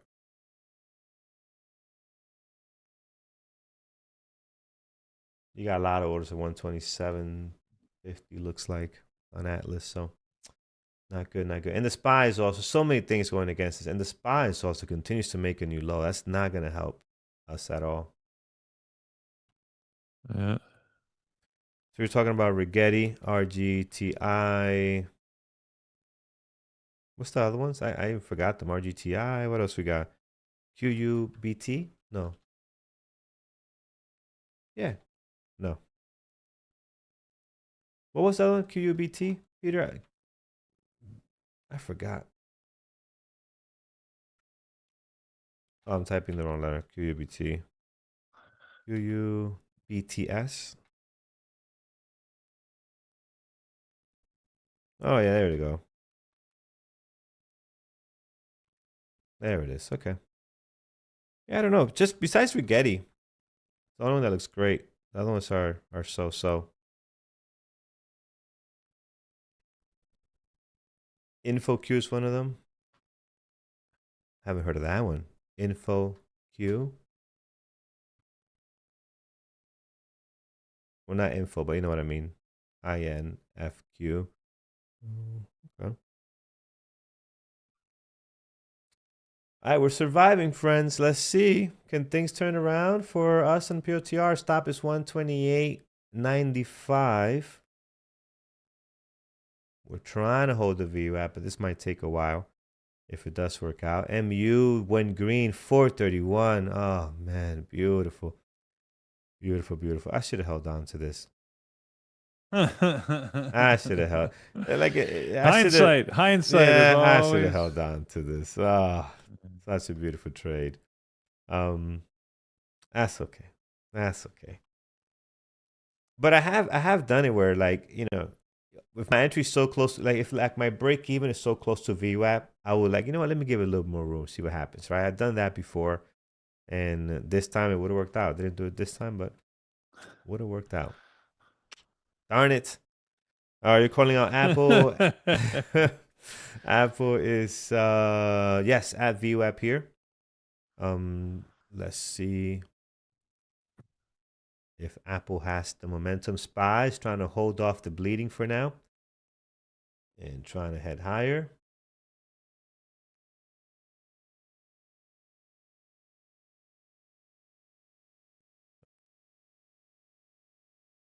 All right, PLTR, we're back in the green, friends. We survived the downturn.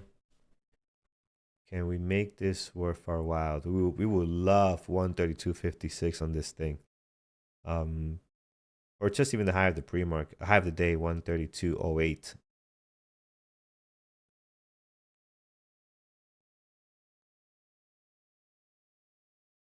Let's see if we can get this.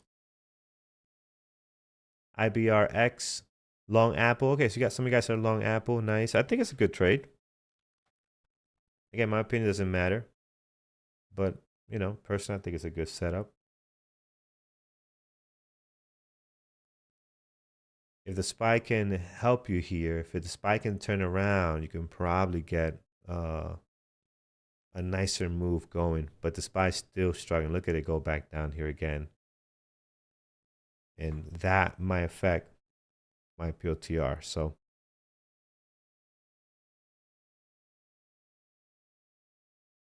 keeping a close eye on PLTR. Can we look at Atlas from Microsoft? We could. We could. And somebody asked me for Apple too. We'll look at both of those. Then I'm going to send you my bill. I'm going to charge you guys for pulling this stuff up for you here. Let's see. A little bit of a bounce Apple. back on Tesla. Yeah, see that with the market. Yeah, see that. Are you dabbling in there or what, Peter? Or are you just No, watching from no, a distance? I'm not going crazy after Friday. Yeah. Yep, yep.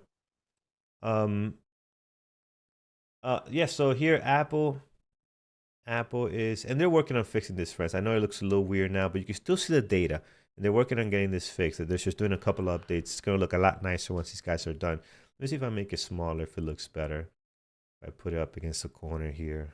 Oh, I'm not showing you guys. I'm sorry. Not showing the screen. There it is. Yeah, it looks bullish. This is Apple. You got tons of orders up here at 270, 40,000. It's not a lot towards the bottom. So it definitely looks more bullish than bearish on Apple.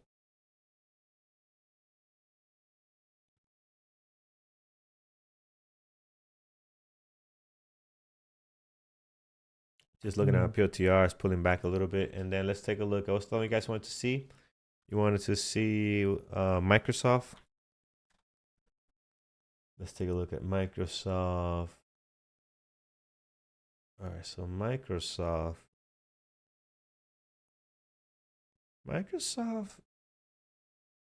it looks more bearish actually on Microsoft. Yeah, it looks more bearish to me. Here on Atlas. So,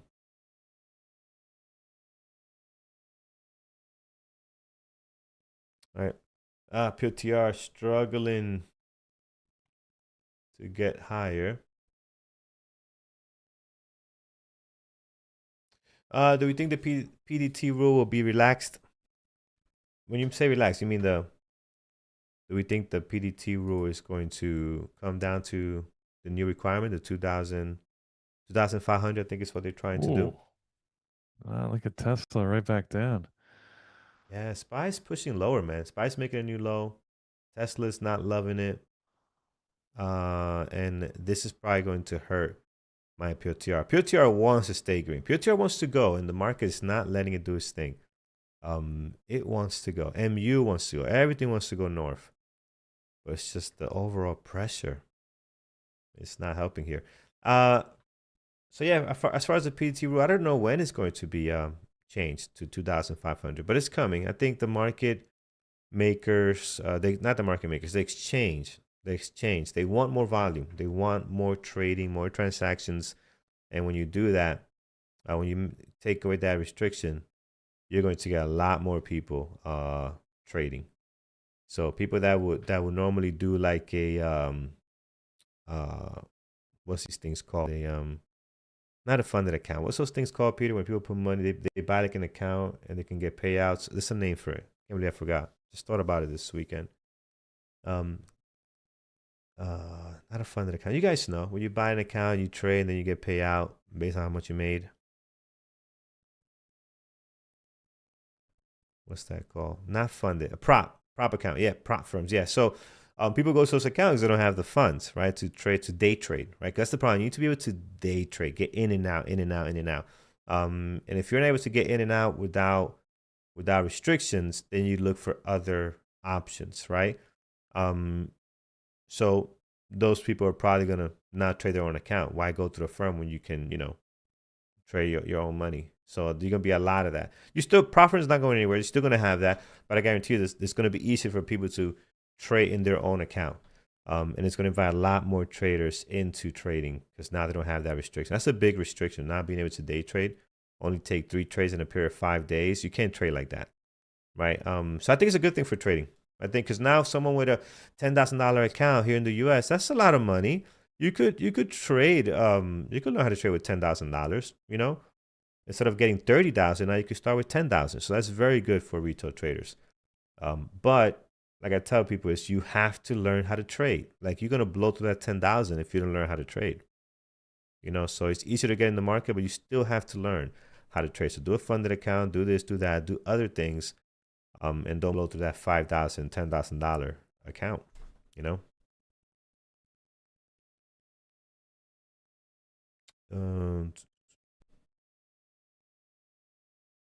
Is it generally a bad idea to trade stocks that move with the SPY? Yes and no. No, it's generally no. It's not a bad idea. Because look at Tesla. If you traded Tesla today, that did not move with the SPY. It traded very well. But if you traded something like I don't know, MU drop here, I mean, they didn't go too long, but this MU drop happened because of the SPY. So sometimes the SPY is in your favor, sometimes it's not. Like I'll tell you this much: if the SPY turns around and starts hitting the high of the day, there's going to be many stocks that are going to go long, and you're going to be able to trade with the SPY. Right? I see Tesla being one of those stocks.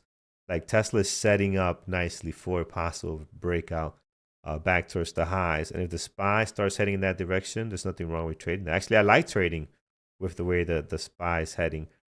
But there are situations like you saw today with Peter. He traded Tesla short. The SPY was actually going north. SPY was actually going up when Peter was going short Tesla. Yep. But he saw the setup, the price action, the demand was all towards the downside, and he still took the trade. So you could do both, but generally it's not a bad idea to trade stocks that move with the SPY. Unless the SPY is choppy. So if the SPY is choppy, then like we saw last week a couple of times, it was brutal last week. A couple of days were really bad. The SPY was not doing anything. Some of these tickers didn't have a catalyst on their own, so they were not moving anywhere. So you had a lot of sideways. Ooh, look at Apple, friends. Apple here. Possible breakout VWAP. You guys called it earlier. Some of you guys went long, and now it looks like it wants to break. Here's Apple doing something independent of what the market is doing. Market is still down, I think. So there it is. So yeah, that's what I think is my answer, right? Do we trade the whole day or just 2 to 3 hours in the morning? 2 to 3 hours. Peter does come back. I mean, Peter's watched the markets all day, right, Peter? So he might take a trade later in the day. Yep. Oh yeah, for sure. Yep. So It's just getting started. yeah, yep. So yeah, we got a lot of traders that trade the entire day, but many are usually using the morning momentum to get their trades in. Like I trade about past 11. I'm not getting into any trades just because I don't have a strategy, right? So by 11 we're done.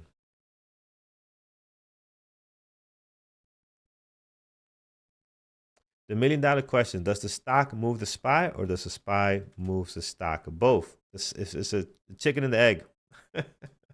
Both. I think both could be true. Overall, S&P 500 are underlying. It's made up of underlying stocks, 500 stocks, right? So depending on how those are performing, it can move. It moves based on that. Now, let's say, for example, Apple has great news today, wants to go long, but the overall underlying stocks, which Apple's a big chunk of the SPY, by the way, is going down. Even though Apple wanted to go up today because they have great news or whatever the case may be, it can push them down, right? So the SPY, in that case, is pushing Apple down, right? But the stocks are the ones that are, trending whatever the SPY does. Does that make sense? So both can be true in that situation. But technically, the stocks move the SPY, technically. Hopefully that makes sense. It made sense in my head when I thought about it, but that does not mean it's gonna make sense to everybody else. I could be off the wall. So we'll have to see. All right, Carlos, Andrew mentioned about a funded account tablet. You could see the trades. Do you know when it will be live? No, I have not seen it yet. I know right now we have this. It's like a page to see how people are doing, who's in the lead. It's kind of like information. I have not seen that yet. The only thing I have is the paywall. It's over here, which shows you how people that got paid out. So they're working on something a little more. Is my internet slow? A little more what? Why is Bear with Trace not loading? A little more informational or intuitive, Okay. or yeah. My internet's not loading, but I hear you, so it's working. Oh. Yeah. Like my web page, it's not coming up. All web pages or just?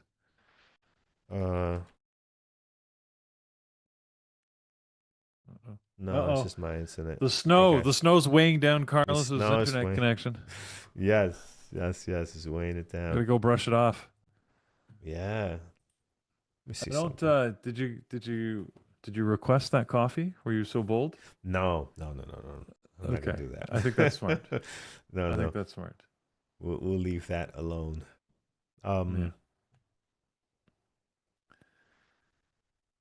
Yes, something's. All right, guys. If you get a chance, by the way, hit the thumbs up. We really appreciate it. It helps the growth of the channel. I see there's 1,000 people here online. Only a fifth of you have hit the thumb. We should have more people stuck at home trading today, watching us. We do 1,200. Yeah. Wow, that is a big number. 1,200. That's the most I've seen in a very, very long time. Are you stuck at home, friends? Are you stuck in the snow?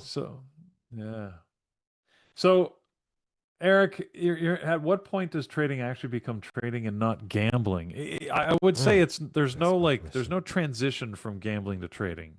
You either enter it and you execute it as one or the other. It's gambling if you don't have a plan or you refuse to follow the plan that you established.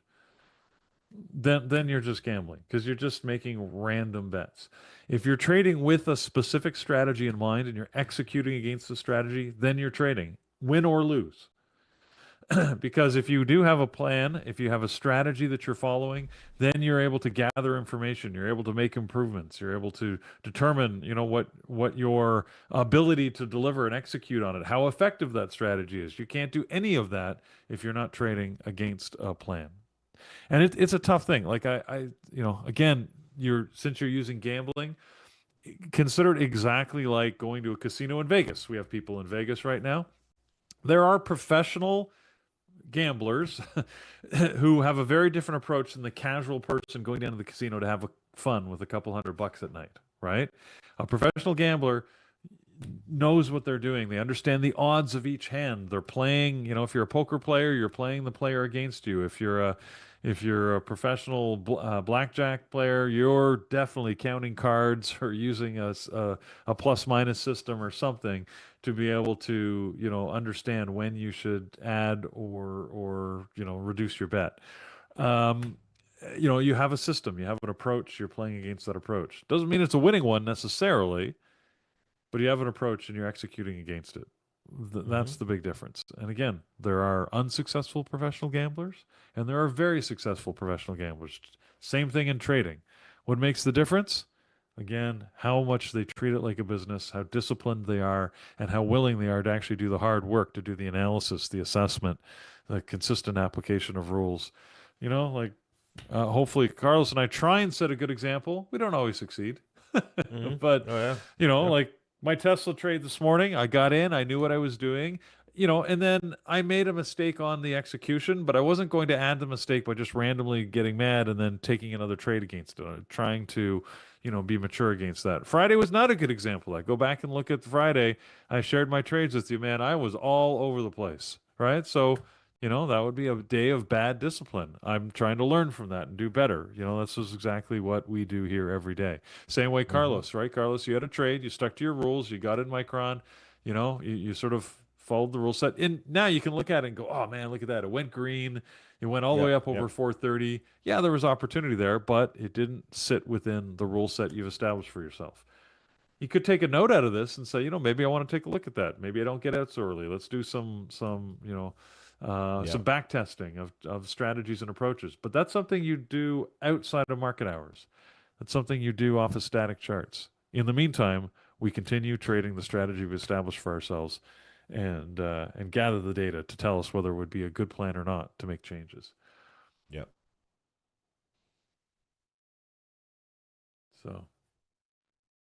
Not agreed anymore with How that, do you man. back test? There's a lot of ways to back test GoFly. There are actually tools out there where you can take a strategy and run it through, thousands of stocks. I prefer to manually back test, which means if I change something, I would go back through every trade I actually took because I know the decisions I made on that. And then I just change one element of the decision matrix. And then I manually sort of run through the trade. What if I change that one element?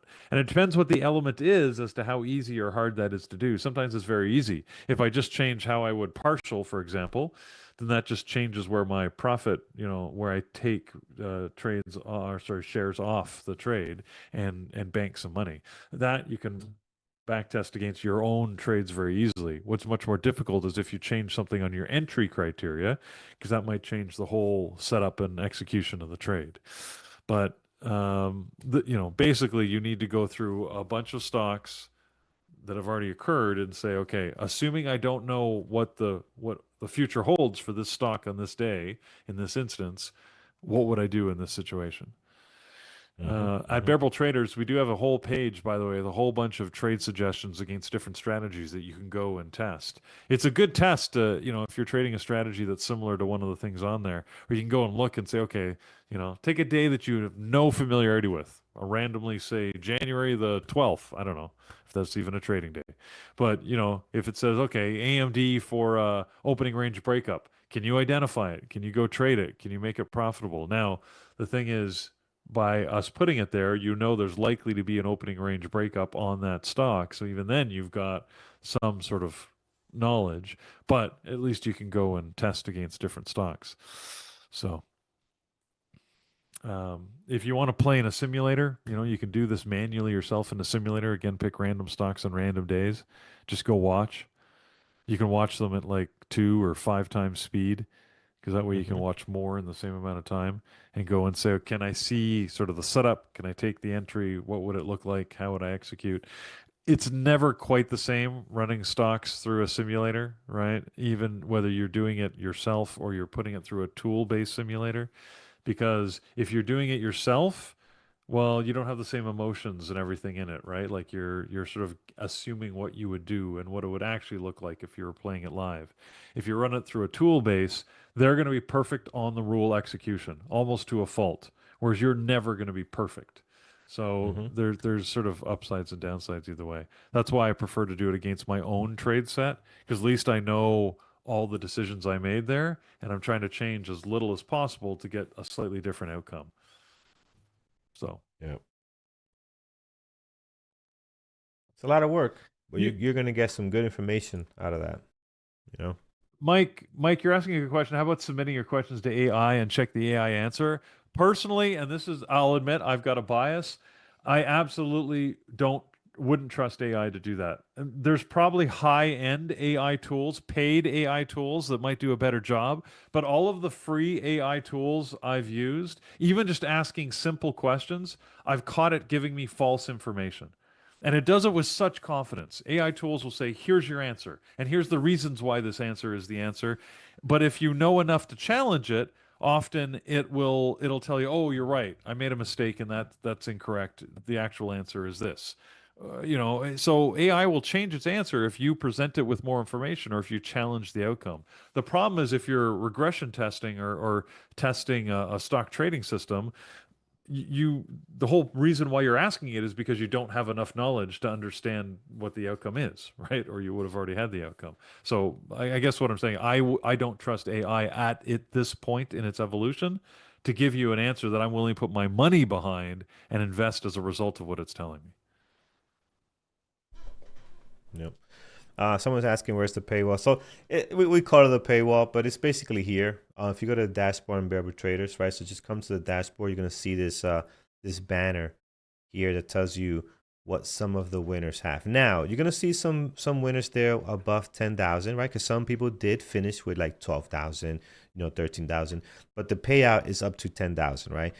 So don't think Connor got 11,000, right? He made 11,000, but the payout is only 10. You got 3,000, Yeah. 1,000, 196. Chris made Uh-huh. 196. 5,000. We got a gentleman that last week that again I'm still shocked with his number. He had 90% win rate, Peter. 90% Yeah. made 13,000. Wow. Oh, there It's you go. just That's all. That's pretty impressive. incredible. It's really Yeah. impressive, right? 500 plus Yeah. trades. So it's not like he was taking 1 or 2 trades. 500 plus trades for the entire 3 months. Awesome, awesome. So if you can make money here, if you can prove yourself, you can make some money here, then you are somewhat likely ready for live trading, right? So if you have any doubt whether Right. you want to go live or open up an account, this is a great way to put your skill to the test, right? Because you will have a little bit of that psychological, not the whole thing, right? As you own money, you pay $300. You're gonna get a feel of that psychology, like, hey, I can actually win real money. I can actually lose my $300. So it gives you a little bit Right. of that um, to be able to test your Yeah. really your psychology a little bit, right? And your risk tolerance, right? Maybe you might not feel comfortable. You might decide, hey, you know what? I don't like the way I feel after going back and forth against the market like this. So might not be something for Right. you. So great way to try it. And I hope people Um, do this before they start that 2,500 PDT, because I already see people taking $5,000 and blowing it up. I see it. It's, oh yeah. my goodness, we're gonna have so, and this is where that Peter, this is where that 90% number now gets worse, right? Right. 90% of people fail. Right. Now you're gonna have all these inexperienced traders, right, with no experience whatsoever, coming in with their $5,000 account and blowing it up. And guess what? That's just going to add to the tally of people that fail in day trading, right? They're not going to take a course. They're not going to go to Bear Traders to learn how to trade. They're not going to do P capital. They're just going to say, oh, I could just day trade with $5,000. And the market's going to say, thank you. See you next time. That's what's going to happen. So Yeah. hopefully people learn before they do that. Yeah. Beatnuts, you're asking, do you guys use the order book for your trades? I don't talk order market atlas. The real order book. Well, I mean, so I think when you say order book, there's two Level elements to two. that. One would be the level two, which shows you all the pending orders, right, that are queued up on the bid and ask side. And then there's the time and sales, which is all the executed orders. I have both on my screen. I use the level two. Excuse me, Bless sorry. you. Yep. Sneeze got caught. I use the level two quite actively, and I watch it to see where orders are at. I don't use the time and sales as much. Occasionally, I do. I found myself using it actually late on Friday when I was starting to trade a little more maturely, just to see which side of the bid and ask was being taken and look at the orders. But for the most part, I just use the level two and look at that, see where orders are queued up and what the spread looks like, things like that out of it. Luke, I see your comment here on my talk about AI. You say learn how to prompt properly. It's usually user error. Look, you're probably right, and I wouldn't argue that. The challenge is if I have to be an expert in knowing how to prompt the AI to get the appropriate answer. That's part of the problem. I'm not a trained expert in prompting AI. I don't want to be a lawyer. I don't want to know how to word the question to get the appropriate answer. I'm not trained that way. I don't care. So if I have to be an expert in asking the question just right to get the right answer, there to me that's a problem in the tool, right? It's not mature enough to handle the average type situation. So essentially what we've done is we've taken the instead of writing code that's going to get you the exact answer, now I've got to write English in exactly the right syntax to get an appropriate response. Not good enough in my estimation. For me, it's not good enough for me because I mean, how do I know if I've got the right syntax? And again, if I'm asking a question I don't actually know the response to or the appropriate answer, how do I evaluate whether my prompt was accurate and whether the answer I'm getting makes sense? I don't know. And I don't have a way to double check or validate that because usually, if I'm going to AI, it's a complex thing that I can't answer in a different way. So, again, to me, I'm not yet willing to put my money behind an answer to a question that I can't validate in that form, which is why I said, just for me, I'm going to do it manually. Don't let that stop you, right? If you have more faith and you're better at the prompting, by all means, go make it happen. But I just, giving everybody my perspective so you know how to approach it for yourself. If you're trying to figure out how to do this, it's a little bit of user beware. Know what you're getting into, know Yep. what you're getting back. Ramy's asking, why don't we use the footprint chart? Is the footprint chart the one that like takes the candle and breaks up on where the volume was? I just saw this recently. I didn't know what it was. Is that what you're talking about? That footprint chart? Um, it's too much, man. I don't. Again, what I'm doing is working. I just think it's a lot of information. I don't know how helpful it's going to be for the way I trade. Now, if you're scalping, I can see that being extremely helpful. But if you're talking about that, I'm not sure if you've seen it, but it's the footprint chart. It's this chart that breaks down this candle, this 1 minute candle, into areas of volume of like what was transacted where. So it's like a This is breakdown of the fascinating. 1 minute. And I saw it funny. I saw it for the first time just last week. I never knew this thing existed. And I'm just like, Right. what? That's just way too much. Again, for Yeah. me, if you use it and it helps you and you're able to say, man, because of this, just like Atlas is helping us, right? I had no idea Atlas was going to be so helpful. If you find it useful, use it by all means. Where will you even get it, right? I Right. just saw, I don't know where you even get it. All right, I might get stopped out here, Yeah. guys. 128.95 on PLTR will get stopped out. So we'll see if we're going to Interesting. survive. But yeah, let me see if I can find it. I'm not sure who provides this footprint Uh, chart. I love the little discussion we've got on AI going on here. Luke, I mean, it feels like you're clearly an AI advocate, and there's nothing wrong with that. And you're not wrong in what you're saying. Luke says, this is the problem. You fail. You don't want to learn how to use the tool, so you're blaming the tool.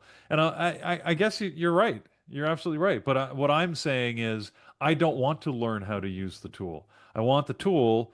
The tool's got to evolve to a point where it's intuitive for me to use. I mean, the question was about trading. If I now have to learn how to configure and use a tool like an expert to be able to answer the question on trading, I'd rather just focus on the trading.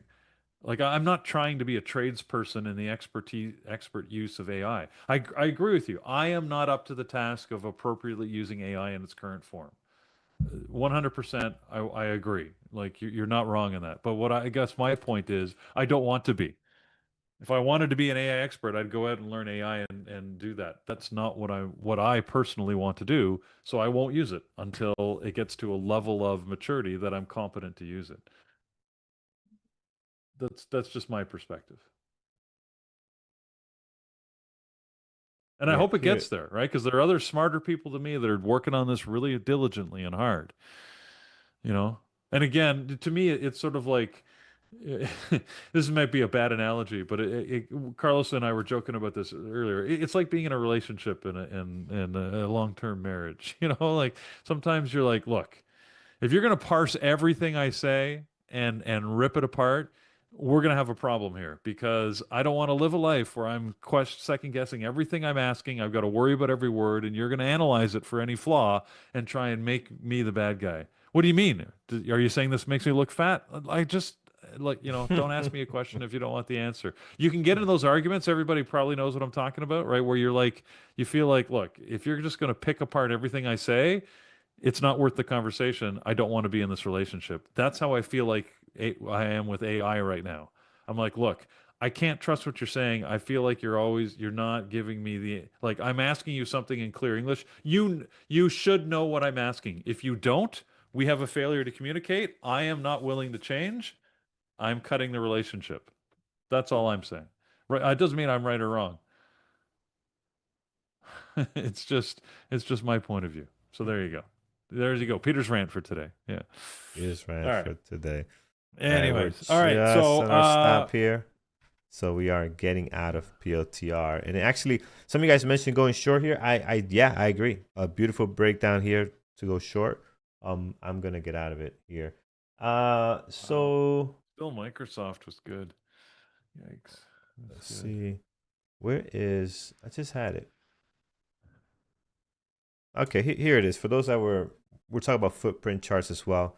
Right. So here's an example, right? So here's what it looks like. See this breakdown of the actual volume for the chart. I mean, I just find it to be too much information.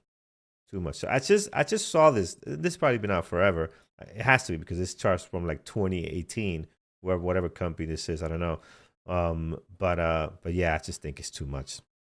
Um, but again, it all comes down to, does it help you? Does it make you a better trader?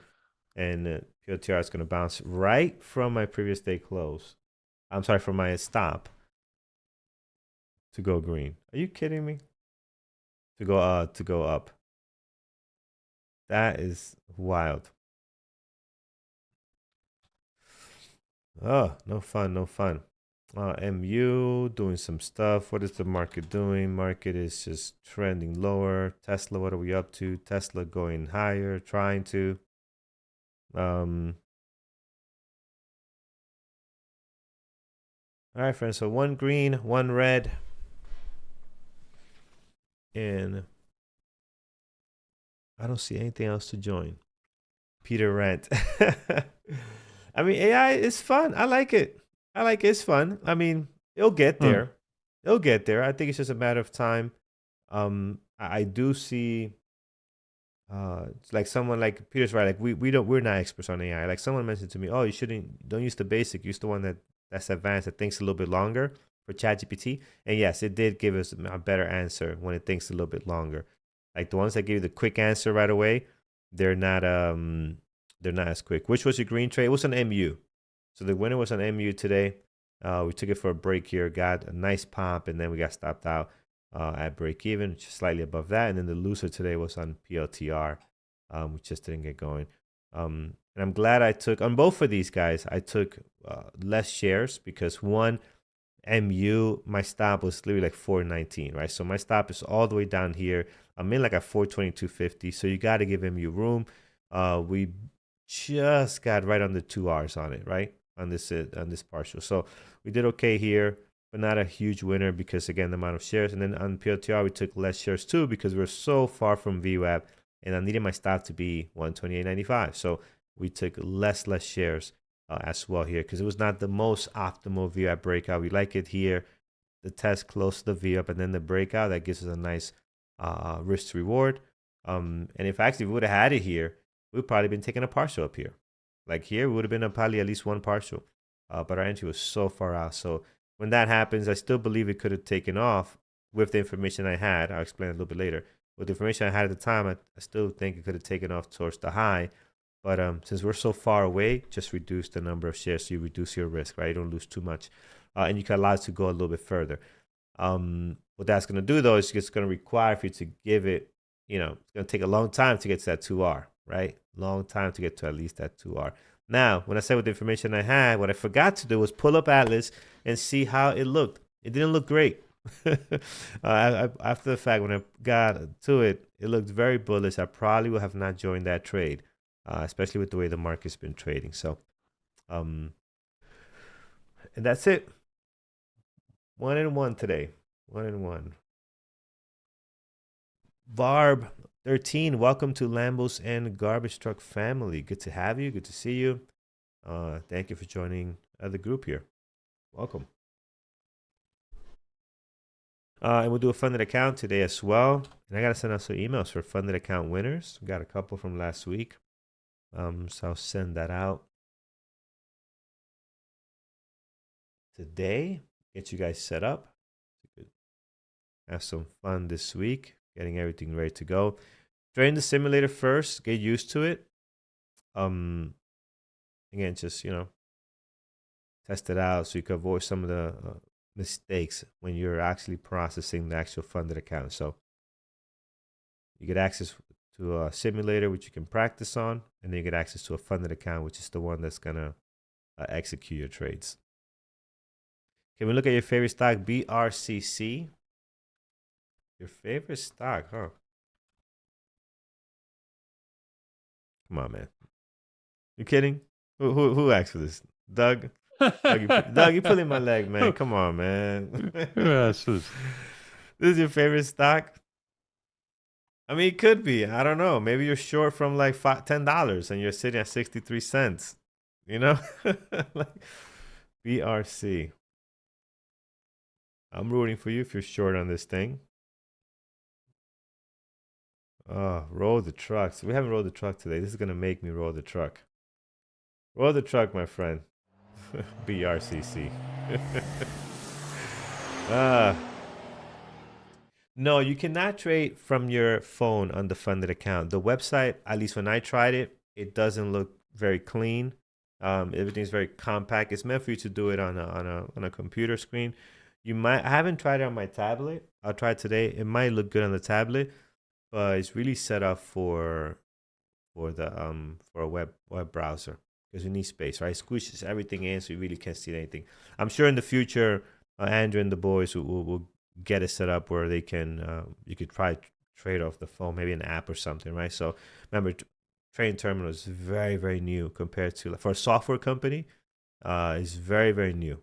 Still in very early stages to what this thing can be a few years down the line, right? It runs very well. Good morning, sir. How are you? Good morning. Good morning. I'm joining you guys. I had not a great day. Yeah, it hasn't been easy today, right? No, it wasn't. It was NVDA was really nice for the breakouts, but it didn't really do anything. So as you see here, I am negative for the day. So share your screen. Yeah, thank you so much as well. How are you, Peter, doing? Oh, my thing's frozen. Why is everything frozen? No, it's good. I'm just sharing it in the chat. We're good. Okay. Yeah, I was all frozen. Andrew, you've had a tough day here. I know. I did traded the NVDA and had a loss. I held it for half an hour. That was the longest I've ever actually held. And I traded Tesla, 2 losses, $11,000. So what was it? So let's go through and see what happens. So NVIDIA was actually on a daily chart. It was really nice. It was gapping up. It was ready to break this area of the daily chart. So at around 194 and 195, we had really big market Atlas up there at 195 and 200. There's still orders up there. And what happened here was obviously a very strong 1 minute. So really popped up, and I was hoping to get a 1 minute swing range breakout. So I went log for NVDL, but it never really broke these highs of 194, and I held it for some time. Eventually, I got stopped out on it. So I traded through NVDL.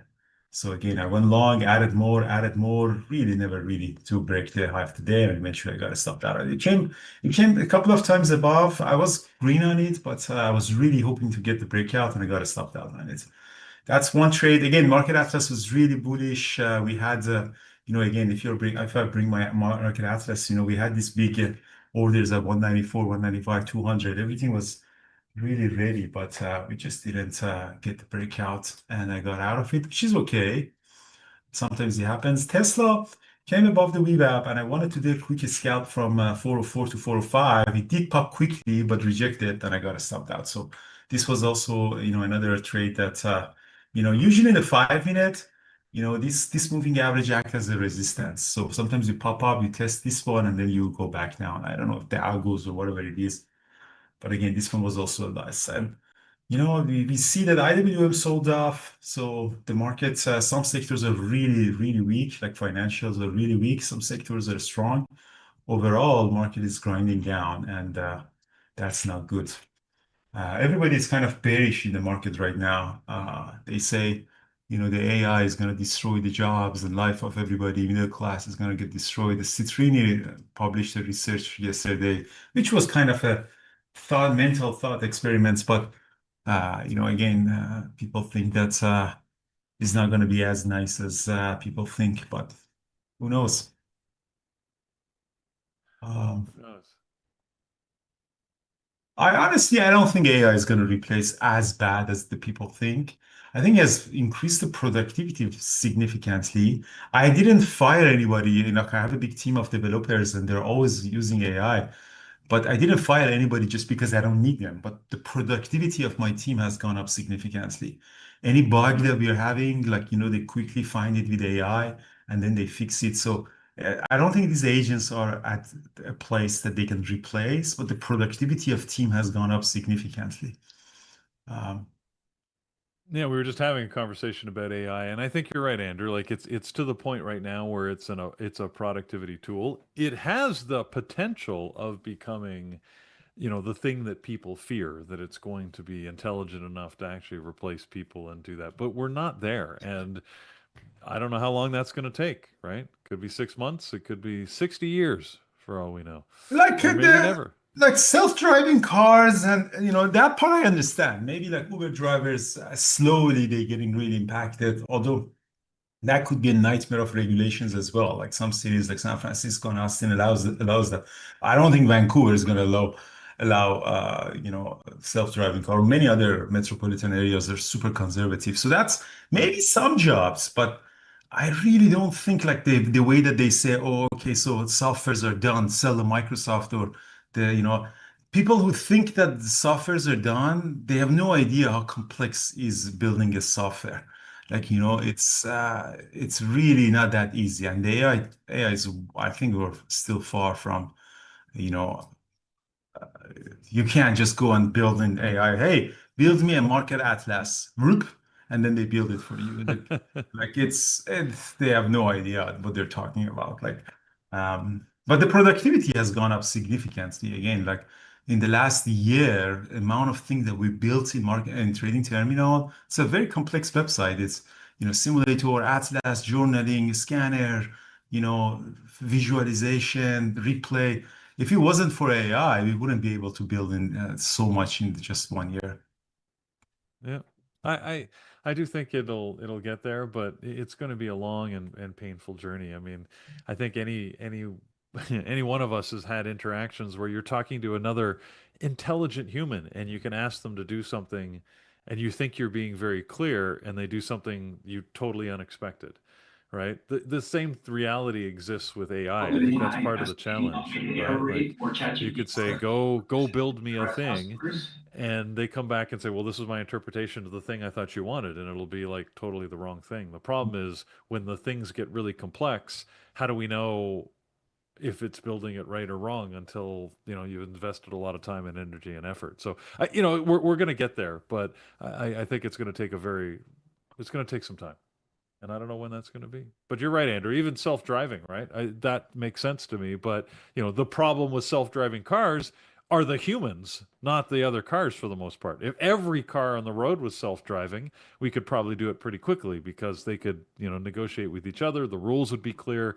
There'd be less chance of failure. But the problem is when you put self-driving cars with us dumb humans who do unexpected things quite frequently, that's where it gets really complicated. Yeah, exactly. And here's another thing is that like to get to the point that AI was to replace everybody, you need a lot of energy. We're talking about a lot of energy. And I don't think any country is ready to have that much energy. And no, seriously, like by the end of this year, we are producing more chips and graphic cards then we can actually power them. The only country that is a little bit ahead in energy production is China. That really they have a lot of solar. They're building a lot of nuclear plants. We won't be able to power all of these chips. And this is not me talking. It's Elon Musk in his Davos interview said that we just don't have enough energy and power, and that's why part of the geopolitical tension that people think is like in Iran or Venezuela, part of it is the energy. The energy security is really, really important. It's a reality. I don't think Europe has enough energy. Like 4 years into the war, they're still buying Russian oil because they don't have energy and they need energy. So it's quite complex what's happening right now on the AI. Alex is producing pictures of me. Apparently, I'm getting harassed by TSA. I don't remember that moment, but I seem to have escaped confinement. So I love it. All right, so we have so still IWM is getting destroyed. Um, IWM is still getting destroyed. Financials or small caps are really bad.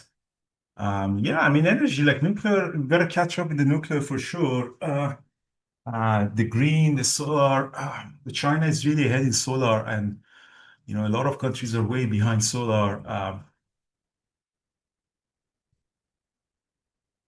Um,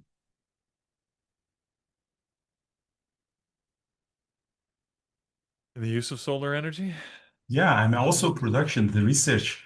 Like when I was doing PhD, so this is really interesting. I was doing a PhD from 2009 to 2013 at UBC. And there was a lot of Chinese students at UBC. Um, and there was a research center in Vancouver for clean energy lab. There was a lot of scientists and professors Chinese. And now I went to UBC last week and I talked to my supervisors. There's no more Chinese students. They're not coming. And all of the postdocs and everything, they're been back there because, they came, they got educated. And in those times, in the last 20 years or 30 years, they built their universities and research centers. And now they're all going back because they're not integrating into the Western culture. Their country is really good and they're going back. And that's only the element of immigration and presence. There's no, I walked through the old department, and, you see the names on the doors. There's no Chinese. And then the element of the research, like I had a friend that is a really high-end professor in University of Urbana-Champaign, and they get a lot of funding from DoD and DOE. And they said the material that we buy from China is unbelievable. They're researching on these lithium batteries and very high-end, material sites. And he said that, we used to buy, like, for example, some very high efficient carbon that they use for solar cells. Like we used to buy them like $1,500 for 1 gram for research purposes. And then they say now we can buy the same from China, like, $10 per gram. Same thing. Because they have researched so much on these nanoscience material that now they have mass production as well. And then he said we can't even produce them in the US, in our lab, it's just this high quality. So they are ahead just because they have been in all the fields have been doing a lot of research. So China is really ahead in terms of energy production, but they have their own issues too, because there are 1.2 billion people. So their economy is really hungry for energy as well. Um, Yeah, I mean, there's challenges everywhere, but I agree with you. I think that China is the one to watch. They've invested a lot in their technology infrastructure and education, and we'll have to I see. think more Western people should go to visit China, and I think that's really sad that, a lot of Americans, a lot of Canadians don't go to China. You gotta go and see how we are, behind, and not behind, we're still ahead, but how far the speed of the progress that they're having is fascinating and it's scary. It's, oh fuck, Western countries are really falling behind. Like the cars that you see, the prices, like I drive a Lamborghini, but the cars that I was seeing is way better than my Lamborghini. Yeah, nobody knows those brands. Like there was a Fox, that kind of thing and stuff. And I went there's a wow.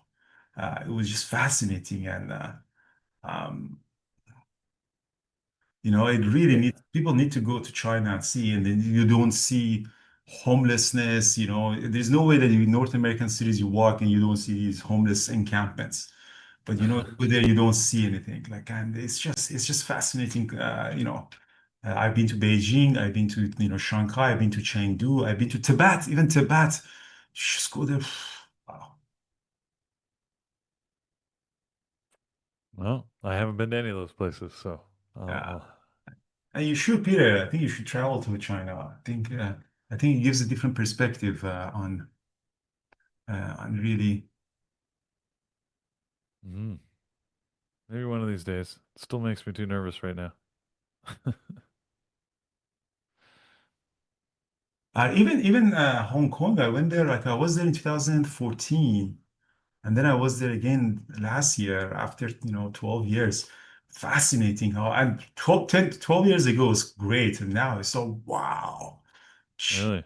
Yeah, it's just crazy. Yeah, I've been to Hong Kong, but that would have been, oh my God, when was I in Hong Kong? 1999? Maybe 98, 99, something like that.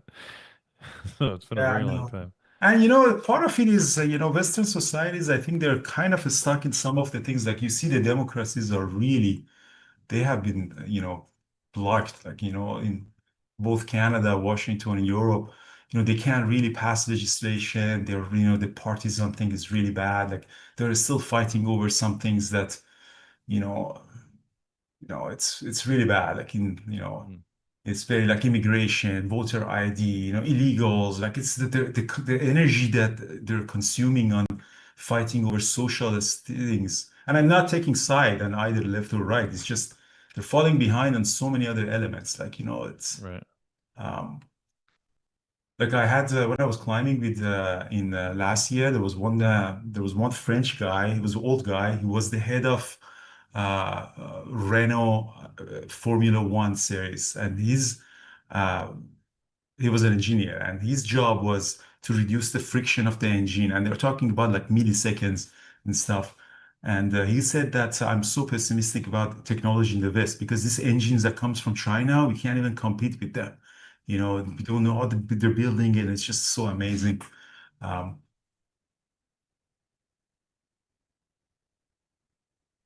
all right, Spy just went down there.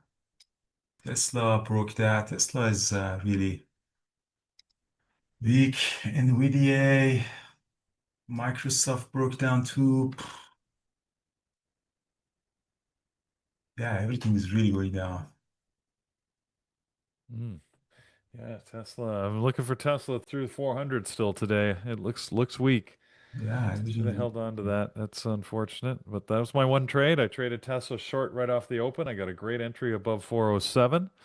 Tried to add a little too aggressively and ended up getting stopped dead. So not a bad day for me, but could have been better. Yeah, Andrew, when's your flight rescheduled to? You might have in mentioned this earlier. 5 p.m. 5 p.m. Oh wow. Uh, So late. yeah, Getting it's in late pretty tonight. late. Yeah, I know it's pretty late. I mean, I'm also ready if I can make it, like Thor and Nathan and everybody's over there. Brian was supposed to fly this morning, and he told me again they got canceled. So Oh really? yeah, I know it's. Wow. Come on, Air Canada. Yeah.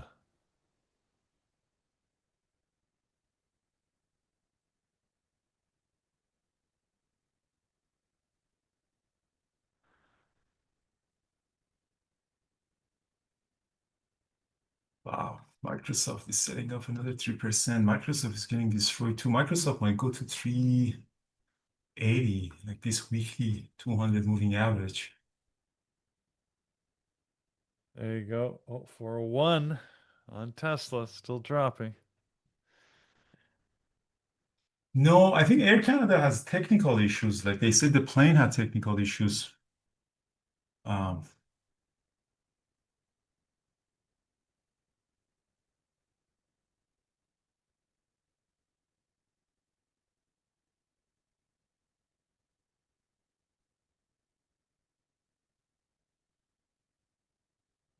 I know. I was wondering, like Air Canada has so much plane. I don't know why they couldn't replace the plane. And it's costly for them. Like they pay, you have to pay a $1,000 per traveler when they cancel like this. So I don't know, but the plane of 100 people, how much does it cost? Like $100,000? Yeah. They'd usually rather go on time and, to schedule if they can because it gets Yeah. expensive, but they do everything they can to avoid paying you the penalties, but the airport has penalties too, right? Because Yeah, I mean, I'm eligible for $1,000 compensation. So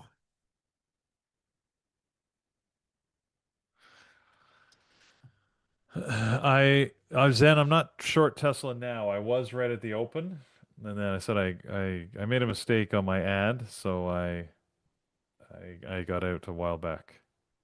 Unfortunately.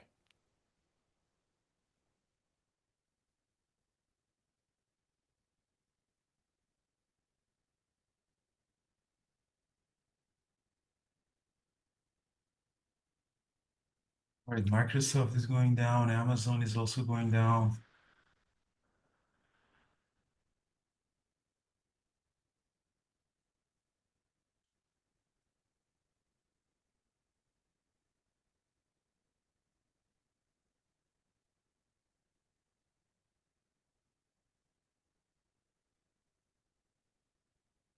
WM is still selling off. Yeah, I mean, it was amazing. The market really knew it is getting out of the. So what are you going to do with your surprise day in Vancouver then? You got a bonus day. Yeah, get some work done. Go for a run, get some work done.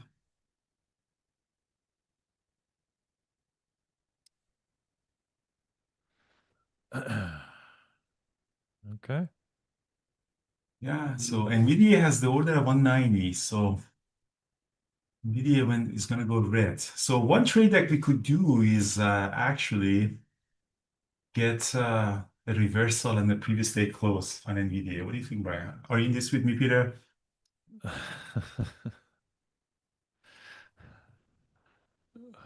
What are you taking? NVIDIA? You think there's going to reverse here?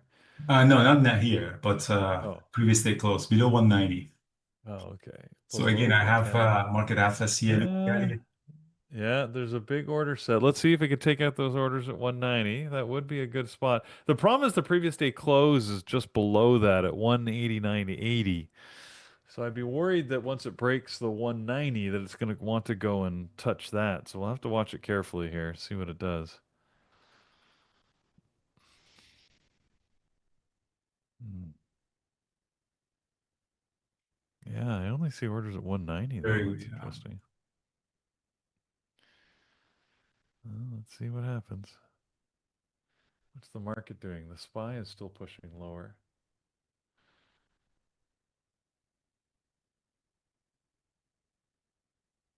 SPY is pushing lower. Yeah, definitely there is no buyer or anything coming. Nothing.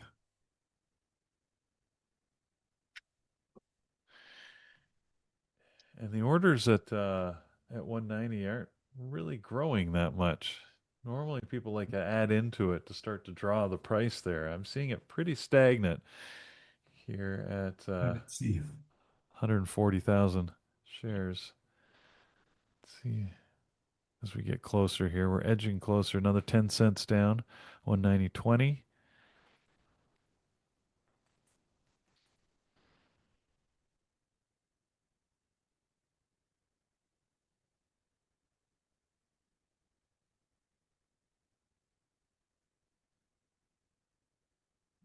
It's like it's moving in slow motion. Come on.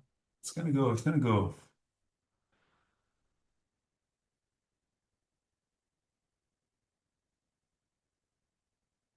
So who's coming on YouTube? Is Thor joining us or?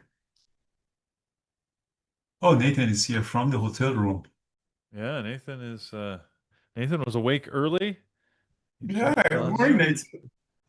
He sent a How's Vegas, picture. Nathan? Oh, it's good. I mean, it's Vegas. Did It's good. you? A lot of stuff going on. There was a big marathon, I guess, yesterday. They shut down the strip. Nice. So Did you run? I don't run. You know, wrong. I don't run. Yeah. I can't believe people still do that. You'd figure people would stop doing that by now. It just sounds miserable. With the AI, huh? With the AI, you know, Yeah, I ran with I the don't know why AI. people are doing it with the AI. Uh, All right, so I guess it's here. I don't have much to do. So I'm waiting for NVDA to break the 190. Maybe we can the previous day close, we get a reversal on it, but let's see how it's gonna do. But the market is really futures are really setting off too. Let me see. Yeah, it's selling off pretty aggressively. Yeah, so you can see the futures also really bearish. So Nathan, if I don't make it, can you do the presentation tomorrow as well? Yes, sir, I can.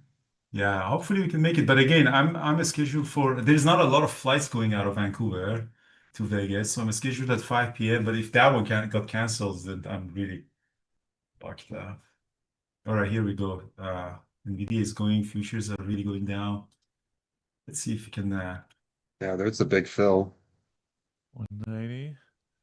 Yeah. Sold right into it. Yeah, I'm interested if it just starts to pull up a little bit from here, but man, it's just aggressive right now. I don't see sign of reversal yet. The problem is Yeah, it it's was not moving so working. slow, so slow into this level. It's harder to, see that reversal because I find that, it's better if it sort of hits it hard and then really bounces. Yeah, I'm glad you said that because I didn't know if it was my internet connection because it was moving so slow. I was like, man, is it my connection that's just not well, or is this thing? I don't think so.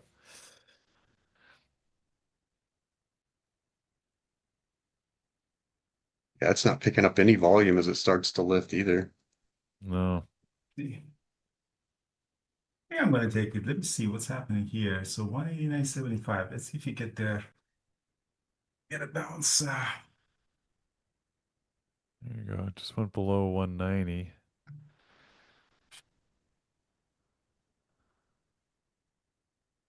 Yeah, it's got a central pivot right here at 189.81 and something Yeah, there, well, that's maybe that's that's the push back previous day up. close So too. they So, took the order 189.80. yeah, See red. no, Yeah, I can't even make a new 1 minute high just yet. So I'm interested on that first 1 minute high if it does pick up some buying and people just trying to take some profit too. But what a move.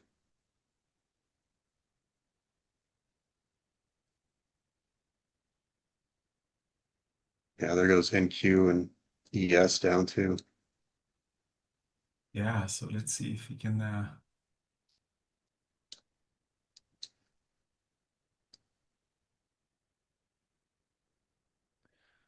right. all right. 189.85 is the current Hands. low of the day. Let's see here. Seems to be holding.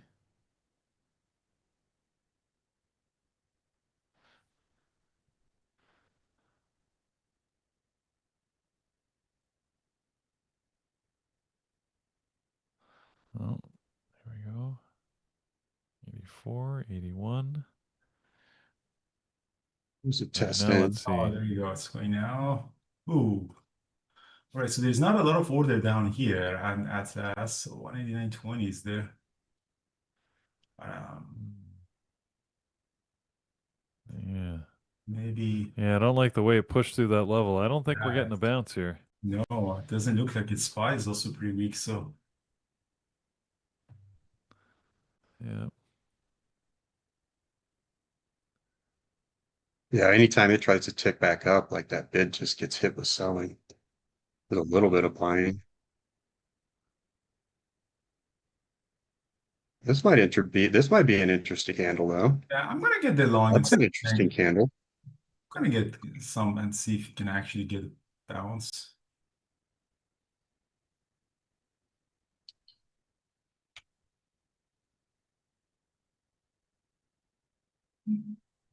Confidence in that. I'll leave it to you. I see No, Peter, don't leave, don't leave, don't leave. I'm just He not doesn't taking want the to be trade. No, he no, doesn't he I, doesn't he I doesn't need want the to be support. alone. I need the support. I need the support. Okay, I'm here for you, but I don't have faith in this one. Sorry, my friend. It's Yeah, I know it would. I'm interested, yeah, if it tests back down here, I'm kind of interested a little bit in what because that was a tick just below the low. yeah. Come on, bounce for Andrew, but Ah, fuck, he's gonna go lower. yeah, doesn't look great. Yeah, it doesn't look like great. Let me see what's happening here. And so do a 189, S3 is 4.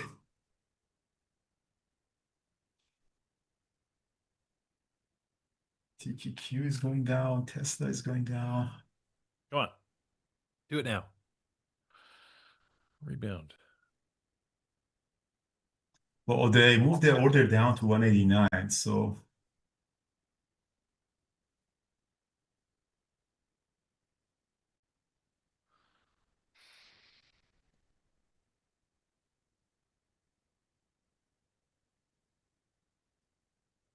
all right, here you go, Ooh, bouncing there's back. a big was that you, Andrew? There's a big buy that That's just came through. that's me. Yeah, that's me. Well, that's why I was like, oh man, there's a huge There we buy. go. It's just like There you go.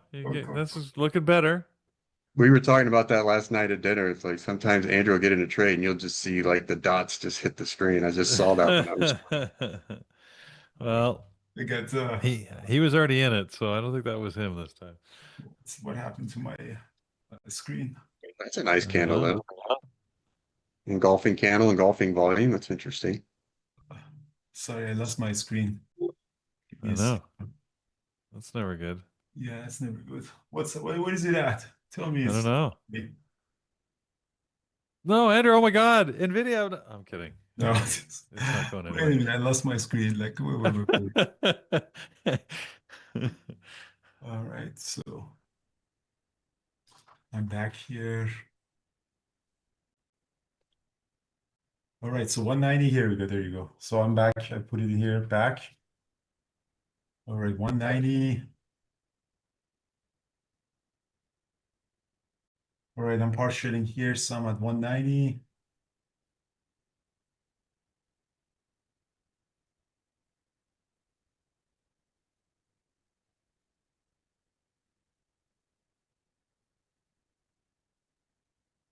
Those are two nice candles though. Come on. Hold the previous day close. Stay green.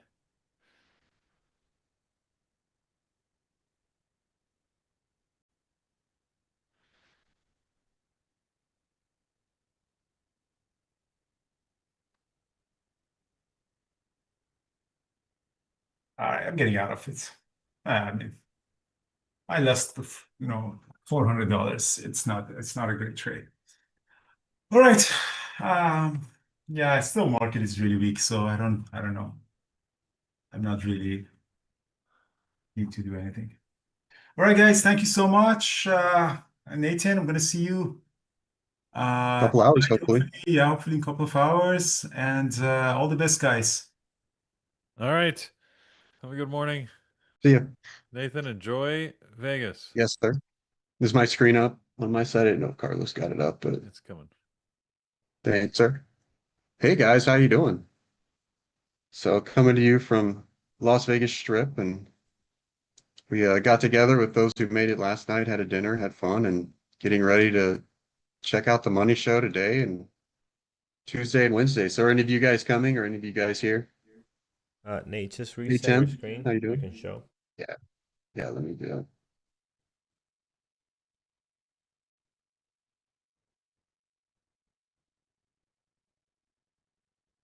Did that pop up for you, Carlos? Not yet. Hold on.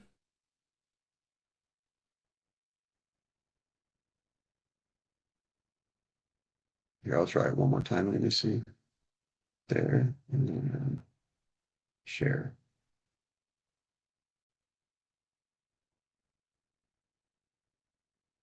Yep, there it is. We got it. Got it. Cool. Thank you. Uh-oh, here's a bump on NVIDIA, but not much volume on that bump right there to find the bottom. Any of you guys in NVIDIA? Lost wages? Pretty Bird, do you live in Vegas?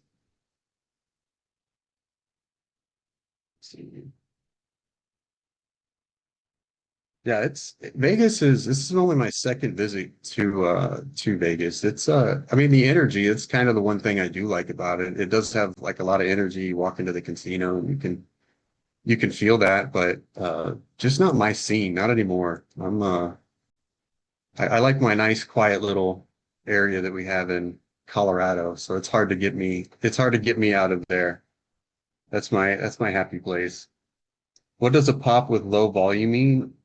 Let's see. Doug, a pop with low volume. So when you get a pop like this off the bottom, especially if you were trying to trade against something like a freight train like this, that's just selling so strong, so heavy. Every time it starts to drop, it just picks up volume. You see, we keep dropping through the lows, pick up volume, pick up volume. Well, if you want to get a revision back in for a good range, say we're aiming right there for VWAP, look at all of this selling that you have to go through first. So sellers have taken control through here. They push through the lows. Every time we push lower, we get volume. So the market maker loves this. If we keep pushing lower and picking up volume, they're going to want to keep testing lower to allow people to sell to see if they want to sell. So if they start picking up volume or they don't pick up volume to the top side to buy through, then buyers aren't willing to buy. Nobody's willing to step in front of this train. No big buyers, many of buyers, they're not willing to step in front of this train to try to revise price to get some movement to the top side. So the market makers are just going to keep testing lower because if this is where the transactions are happening, is every time we test lower, we keep getting transactions. Well, the market makers are going to want to pull the price down to lower prices so that people can continue to sell so they can continue to pick up transactions and volume. So we need those buyers to come in to give an incentive to the market makers to lift price. And, if you're looking at momentum, you need momentum to get through areas. And look at how much buying. I mean, look at all this selling through here that you're going to have to go through in order to get just even to VWAP. So when you start moving up and that volume starts to drop off, that's not a good sign. That should be throwing off red flags if you're pushing, you're wanting a trade, trying to get a reversal off here. You got to have the volume. The volume has to come in, for two reasons. The market makers want transactions, so they're going to want a reason to pull price up. The volume's coming in, they have a reason. If orders are higher, they have a reason, but also because you've got to fight against these sellers. So you need the momentum to push through, to stop them out, to get them out of the trade, to get something decent. So it's just part of VPA. You want that volume to come in. If it's not coming in, then we're probably going to drop. And then once we start dropping, that volume continues to come in, then we're still more likely to drop. We've got to have the buy side volume start to come in, for several reasons in order to get that trade. So if you're not getting that volume that's matching the selling volume, it's going to be very difficult to move through this type of area. You're going to have a lot of aggressive sellers that's still going to be waiting here to sell more and then to push it lower towards the target. Are we giving away a funded account right now, Andrew? Yeah, Or let's do it, Carlos? man. Yep, we do it Oh, right okay. now. So, I just see um, everybody putting in funded, so I was just yeah. checking. Hashtag fund it. We'll do it now. And good luck, everyone. And we'll do it again every time this week. So make sure to come back. And also, that Love 50 is still out there. I checked it this morning on the website. So if you guys want to buy an account, you can actually get a membership and get a free account, right? So if you're interested, check out that Love 50 at bearbutraders.com. And if you just want to buy the account alone, it's a $2.99 gets you the account. Plus, you got to get the trading terminal funded account feature. But here it is for today's winner. We're going to do it in 3, 2, 1. Our winner for today for the funded account goes to Funny Fizz. Congratulations, my friend. You are the winner.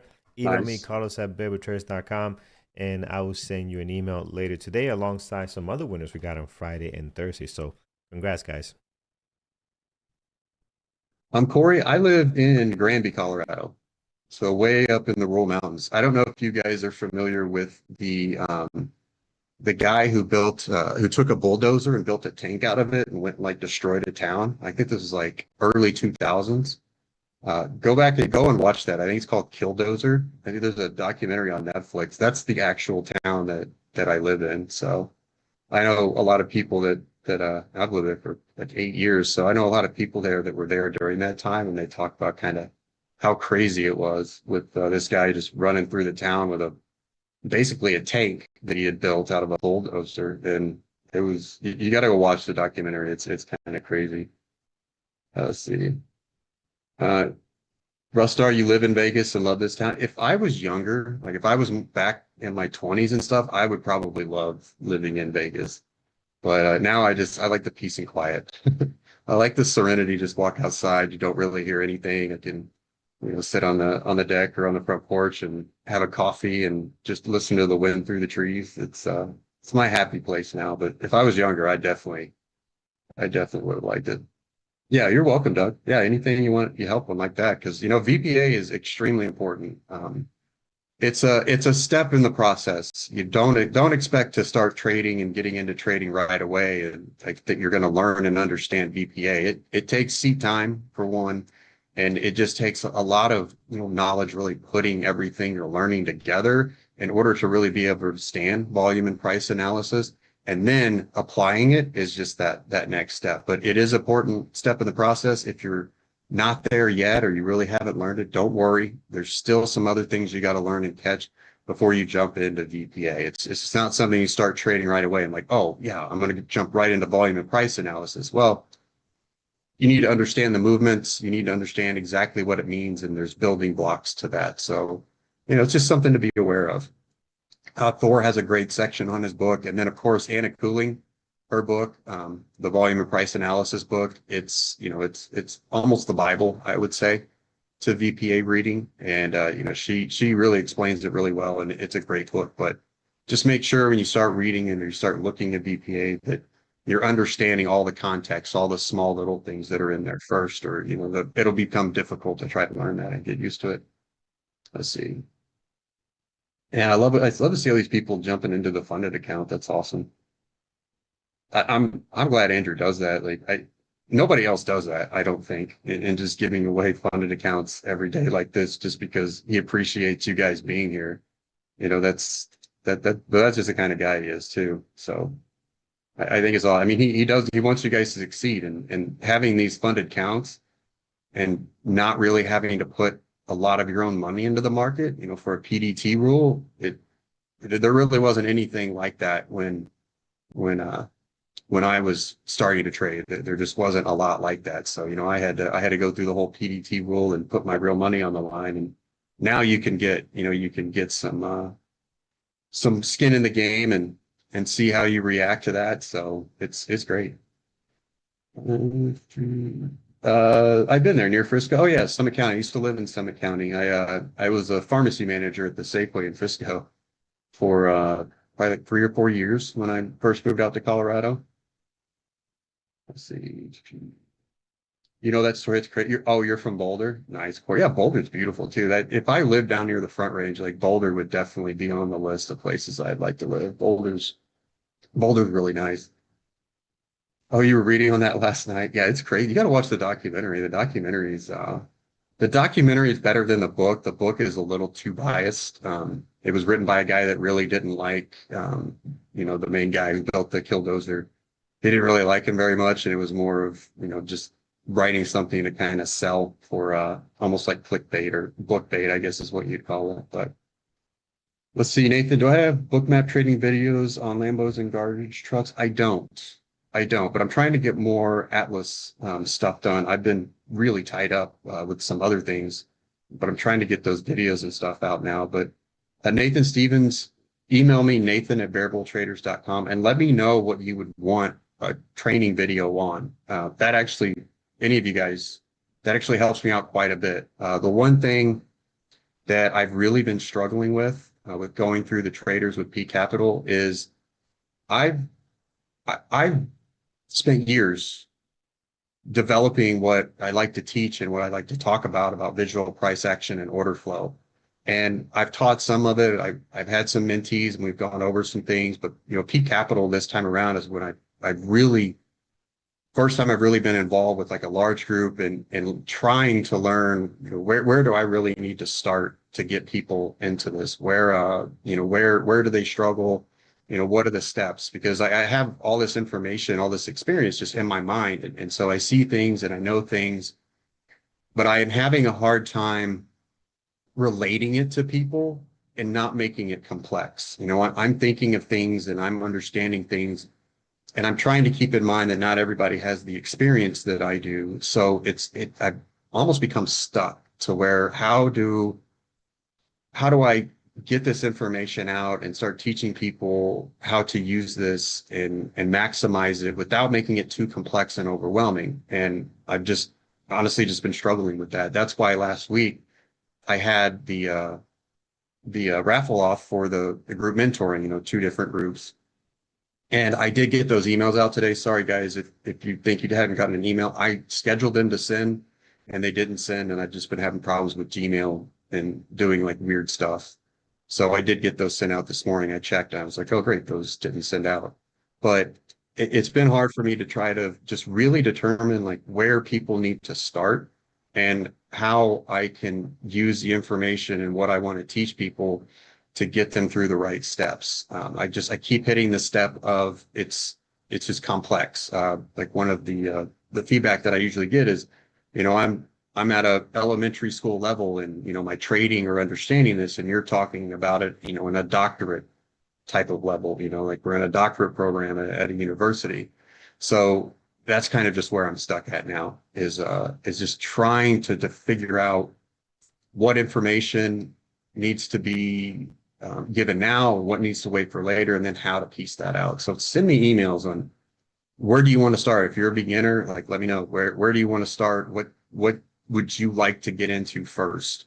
And so it gives me something to build off of, and then I can really focus down on specific things rather than trying to give you as much information in every video or every time. So that will help me out like a ton. Let's see. Yeah, complete guide to volume and price analysis. Thank you for that. Let's see. Check RTY. Yeah. I was looking at that a little bit earlier. That's a good pop off the volume or off the bottom. I don't know why this volume is so, oh, that's why. I keep forgetting to click the future volume. Let's say that volume looks weird. It looks like options volume. Well, like we were talking about looking at NVIDIA with getting that volume off the bottom. If you're looking for a pop, like that's more of what you'd want to see. It wasn't selling quite as strong. If you are entering into a reversal, you would definitely like to see that volume drop off. As you start to push the lows, you get a nice big fill here. That could be the trigger. You got some buying in order to lift. Now this needs to continue though. Honestly, it needs to really stay over S6. You need to start seeing some respect of R6. We're not getting a ton. Like that's a big drop down. We dropped the bid, but I don't want to see price action like this on every new 1 minute low. Like this bid, you see how that ask is popping up there, but then that bid immediately gets hit. That's a little better, but this really needs to start extending. And then the best thing that could probably happen is a very low volume test right back into this area. And then on a 1 minute high, that volume picks up like this, but you need the volume like closer to here. Closer to here. This may be okay, testing down in there. But if it can grind back down on low volume on that next 1 minute high, you get that pop, that could be a good signal. But it needs to really start extending. Even better would probably be a push over this high, push, and then a weak retest. It hits S6 and then finds volume. See, that's not what we want to see. That's not a low volume test. That's a nice rebalance into this area, but that was pretty aggressive. We're not even very far into that candle, and we're picking up a lot of volume when we drop. So I would be careful. This needs to stabilize a little bit. I mean, that's a decent response, but it needs just a weak volume test, and that wasn't really weak. That looked pretty aggressive. This seems to be. You wish there was more content around funded accounts with futures, huh? We are harassing Andrew about doing funded accounts for futures. I know Thor has been the leader on that to add those in. So it's definitely something we harass him about. Not sure yet, quite what he would want to do with that, but definitely we stay on him. Let's see. Question. I am 5 to 15 OBR trader with the upcoming 24-hour market that will ship these strategies. Wouldn't you say we don't have to wait till? Well, if you're a momentum trader, you're wanting volatility, and I don't think it's going to be a quick changeover that at 9:30 the volatility won't hit at the open anymore. You have to think a lot of these companies already have these systems set up for, market orders on open. And so there's going to be, the options are going to open at that time too. So there's still going to be a lot of volume and volatility. But what do you think, Carlos? What are you thinking about the 9:30 bell now? And if trading is 24 hours for equities?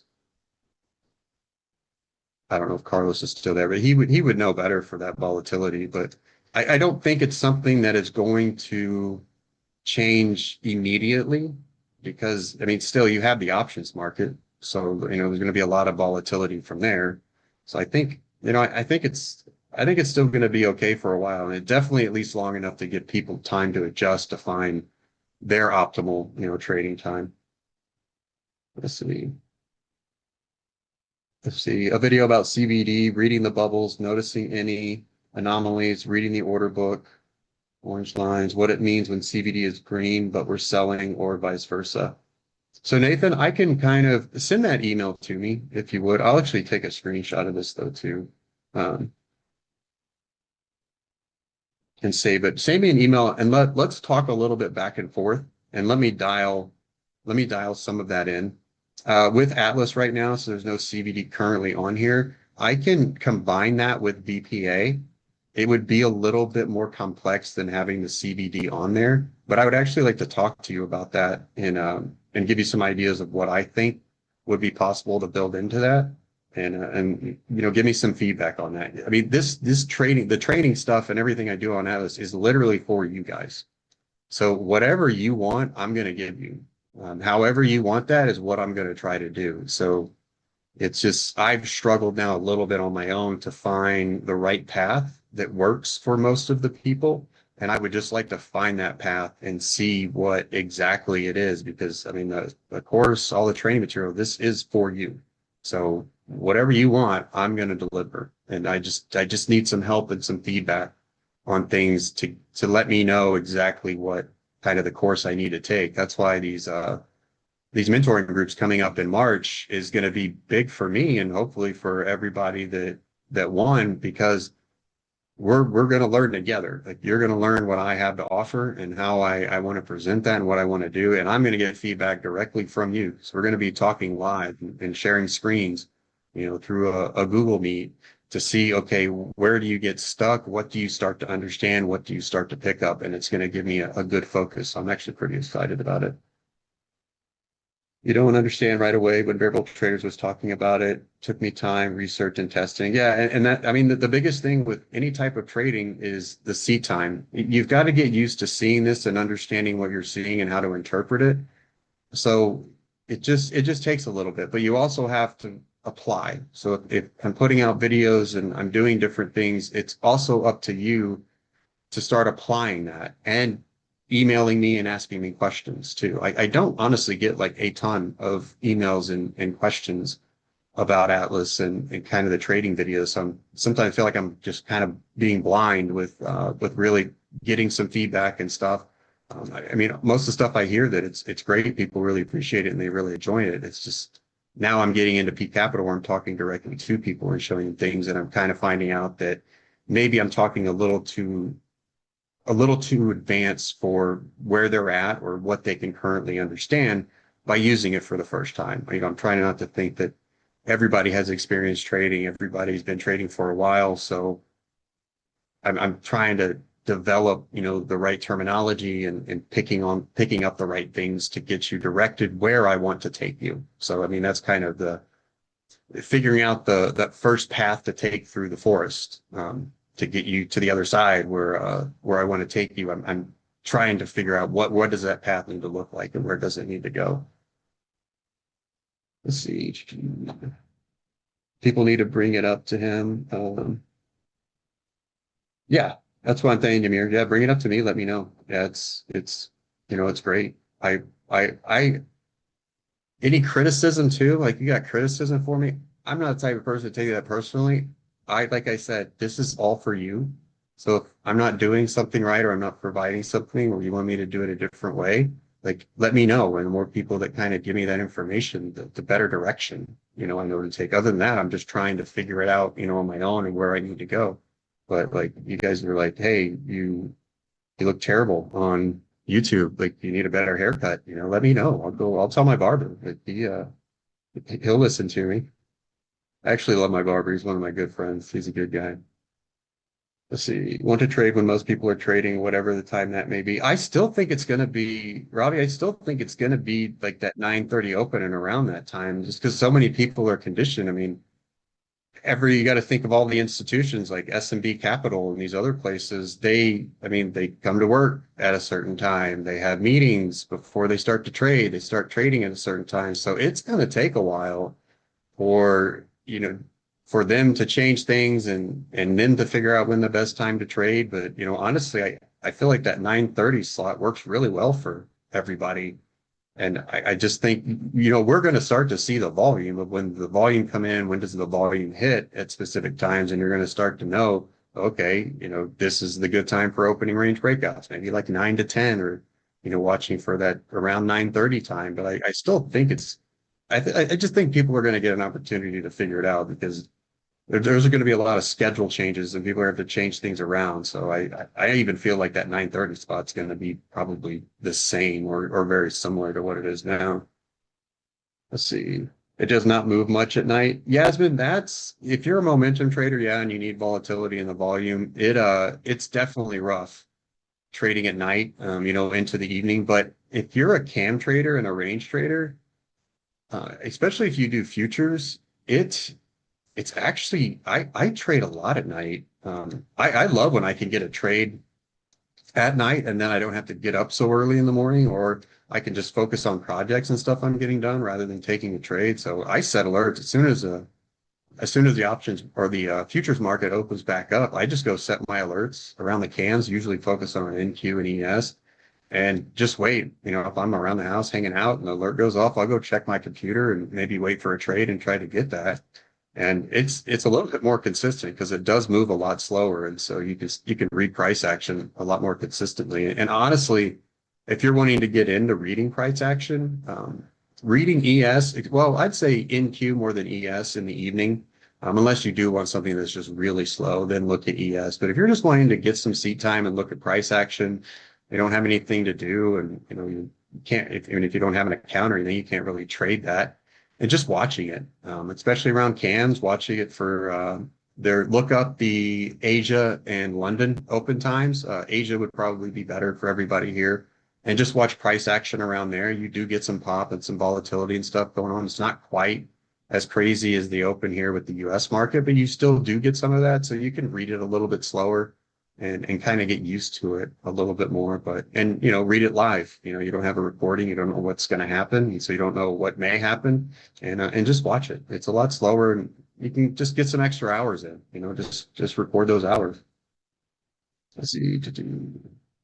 I can tell from being in crypto, it's always the new days opening candles that gets the most volume. Yeah, generally. I haven't watched crypto in a while. I've been watching futures more in the evening, but when I wanted to get seat time there for a while, I would go watch Bitcoin or Ethereum just to look at something different in the price action and just kind of, for me, I just love doing it also. But yeah, I was just getting some experience in. Let's see. Give as the secret sauce. That's what I'm trying to, man. Dominic, I'm trying to give the secret sauce. I think you won, didn't you? You won one of the mentorships. So that's what I'm going to try to give you. You just need to let me know how I need to give you that secret sauce. Just as long as it's PC. I can't give any inappropriate secret sauces.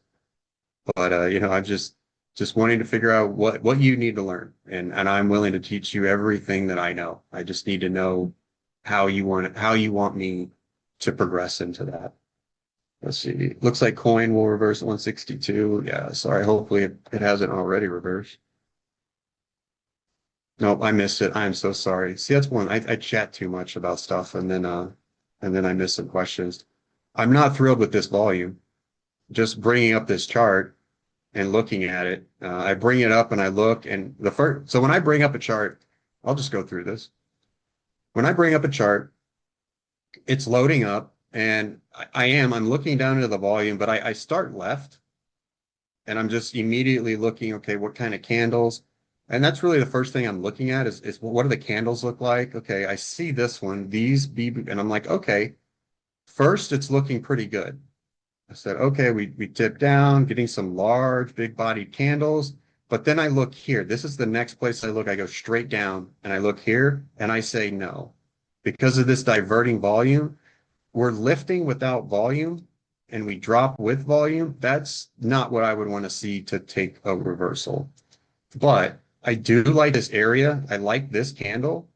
If it can grind back down in here with low volume, like if this volume continues to drop off and this thing just grinds down into this area, and then on the next 1 minute high, you get a candle like that, but the volume ramps up. I mean, we're talking about volume like this, maybe that if this is really low, but a volume candle that sticks out from the rest of them. I mean, you look at these peaks here, you look at that peak like that, the peak here, the peak there, these really stick out from the volume of everything else. And that diverting volume and one large volume candle here, that's going to stick out. And that means somebody's making a decision, somebody's doing something, somebody's willing to take on this selling and buy. And you want that. You want that type of confirmation. But this is not giving me confidence. This does when I first start to see it, okay. I look down and I say no because of that diverting volume. But if we, being objective, but if we dip down and grind back down with low volume, I don't want to see stuff like this. I don't want to see large volume candles like this on the way down. If we grind down, and then on that next 1 minute high, we pop, but we get more volume than what we had been getting on that move down, quite a bit more, then that would change kind of how I'm feeling about this. Right now, this may test VWAP, but you don't want to get a habit of just taking things just because they look good in one area when they don't look good in another. You want to have all of the signals there. You want to have everything. Be greedy. Like be greedy in getting a better entry and be greedy with what you want to see to take that trade. Don't get pulled in. Don't get trapped. I mean, it almost looks a little bit like a trap to me. Like that's a decent candle engulfing volume. That's decent, but I don't know. I don't know if this will get much past DWAP, but down here is a better entry than trying to go long here and, expecting this to just push with momentum through that run right there all the way through high a day. It's just, look at this. This is concerning. Why are we getting a candle like that and lifting like that, but there's no volume coming in? That kind of feels like a trap to me. But if it can touch VWAP, push back down, but you got to have the low volume. Yeah, don't get tricked. Be greedy with your entry. Get everything that you want in there. Let's see. Yeah, Dominique. Yeah, make a list, man. Even go ahead and send them to me beforehand. Let's see. Nathan, do your stop loss orders set when you're in after hours of futures? Yeah, you put your stop loss orders in there and you're fine. It's just like trading any of the other times during the day. They don't have the difference in limit orders or market orders after you can trade it just the same. Let's see. Thinking about making a list. Yeah. Let's see. Nathan, okay, please look at MGC. I haven't looked at MGC in a while, or even GC. That's interesting. So here I bring this up. This was kind of the first thing that popped out. So I brought it up and I saw that. I saw this wedge here. I was like, that looks interesting. But now I'm looking to see where to bounce off of. Okay, it bounced up off of R6. So this is high. This is really high. Let's see, where is it into the daily? So it's extended off the daily. We extended off the daily. We sold heavily on that day. Where are we at compared to a 4 hour? Still extending. So it's really high. I mean, this thing's really extended at the moment. Not to say that you should sell, because every every chart I'm going through right now looks very bullish, very bullish. So we'll go down in our intermediate time frame, still really bullish. We got a big buyer right there, really right underneath R6. So this will be difficult to get through.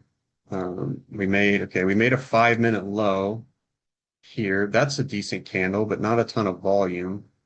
This put in some volume, rebalancing a little bit here. Man, it's just, let's see. I mean, this is a nice wedge. That's about as clean of a wedge that you could ever get. That's pretty clean. But what's the problem here? So who asked about it in GC? Let's see. Masood, what's the problem here? What did I just notice after I looked down? I saw this and I said this was interesting, but what am I missing? Yes, very good, man. Excellent. The pullback into this is very low volume. It's already extended. It's already made a good run. Really both ways. You don't have a lot going for you. You're really trying to take this either way. I feel so there's a big sell into here. We rebalance. We've got another area to rebalance, a lot of other areas to rebalance here.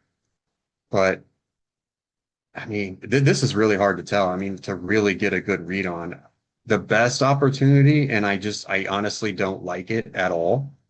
But I feel like the best opportunity would be a grind back into this area. And then on a 1-minute low, you get a candle like that with big volume or a candle like that.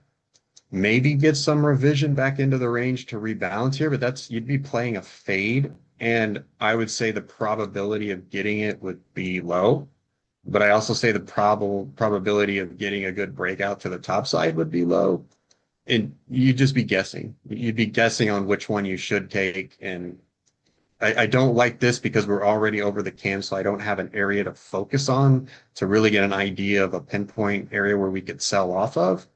And I mean, this wedge looks interesting, but we're really not, like, nobody's really interested in trading here because the volume just drops off. So it's really balanced. And so we're just ticking highs, ticking lows, and rejecting. It's just become choppy. And I don't know. I don't know if you're already in the trade or whatever, but I don't see really anything. I'm even looking like VWAP's way down here. So it's just a strange area. Like, it's an area you should find some selling and some revision back into range, but you're not picking up volume when you do that. So like, sellers aren't willing to sell. But if it starts to break out and push up here, it's going to be hard to tell whether sellers are really coming in or buyers are just taking profit because they got another pop back up.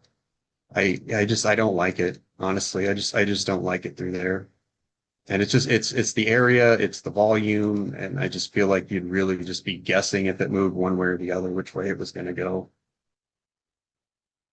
Let's see. Confluence, yes. That's right. It's RLW. Yeah, I like Confluence on Confluence on Confluence. Like, as much confluence and confirmation as you can get into a trade, just try to have everything.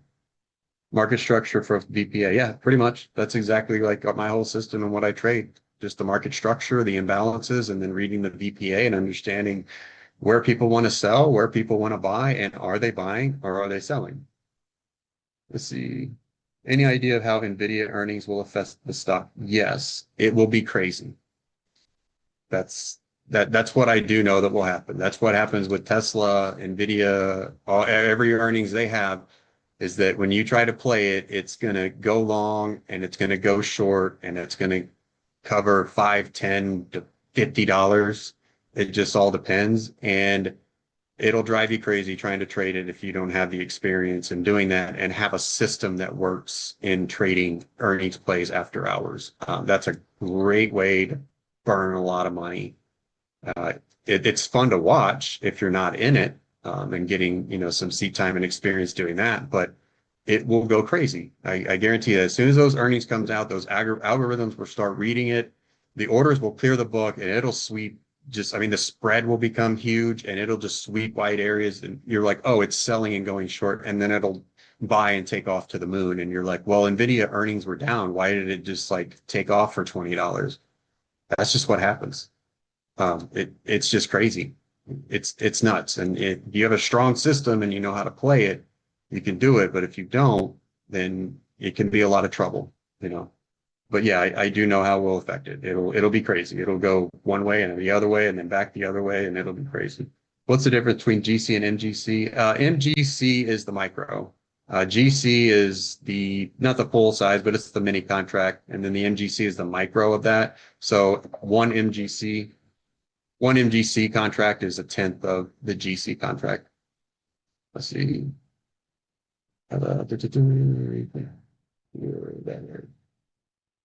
Got out, R6 was looking at a long back to ATR. If you got this move and got out at R6, I would take it and run. I would just take it. If we start to push back into this area's been pretty balanced as well. They could just chop around here too and literally be stuck to R6 all day and just maybe ticking into the high or hitting some swing ranges. But if you already got that with that kind of move and being that strong, unless you want to really reduce your size, I guess, but I would say just stay away from it. That and you don't want your confidence hit. And so if you read this really well and you got a great trade all the way up to R6, just take it and leave it. Because if you start trading this again and be like, oh, wow, I read price action really well, man, I got that move, dude. I'm on it today. I'm reading it. I'm doing really well. Take that confidence and go study.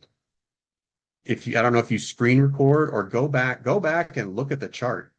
Like go back and like replay this move again. I mean, if you have TradingView or you can go back and do replay almost immediately. Go back and watch this move. Go back and watch your trade. Go look at your trade and study it. Look at the VPA and take that confidence and use that energy and that excitement to learn.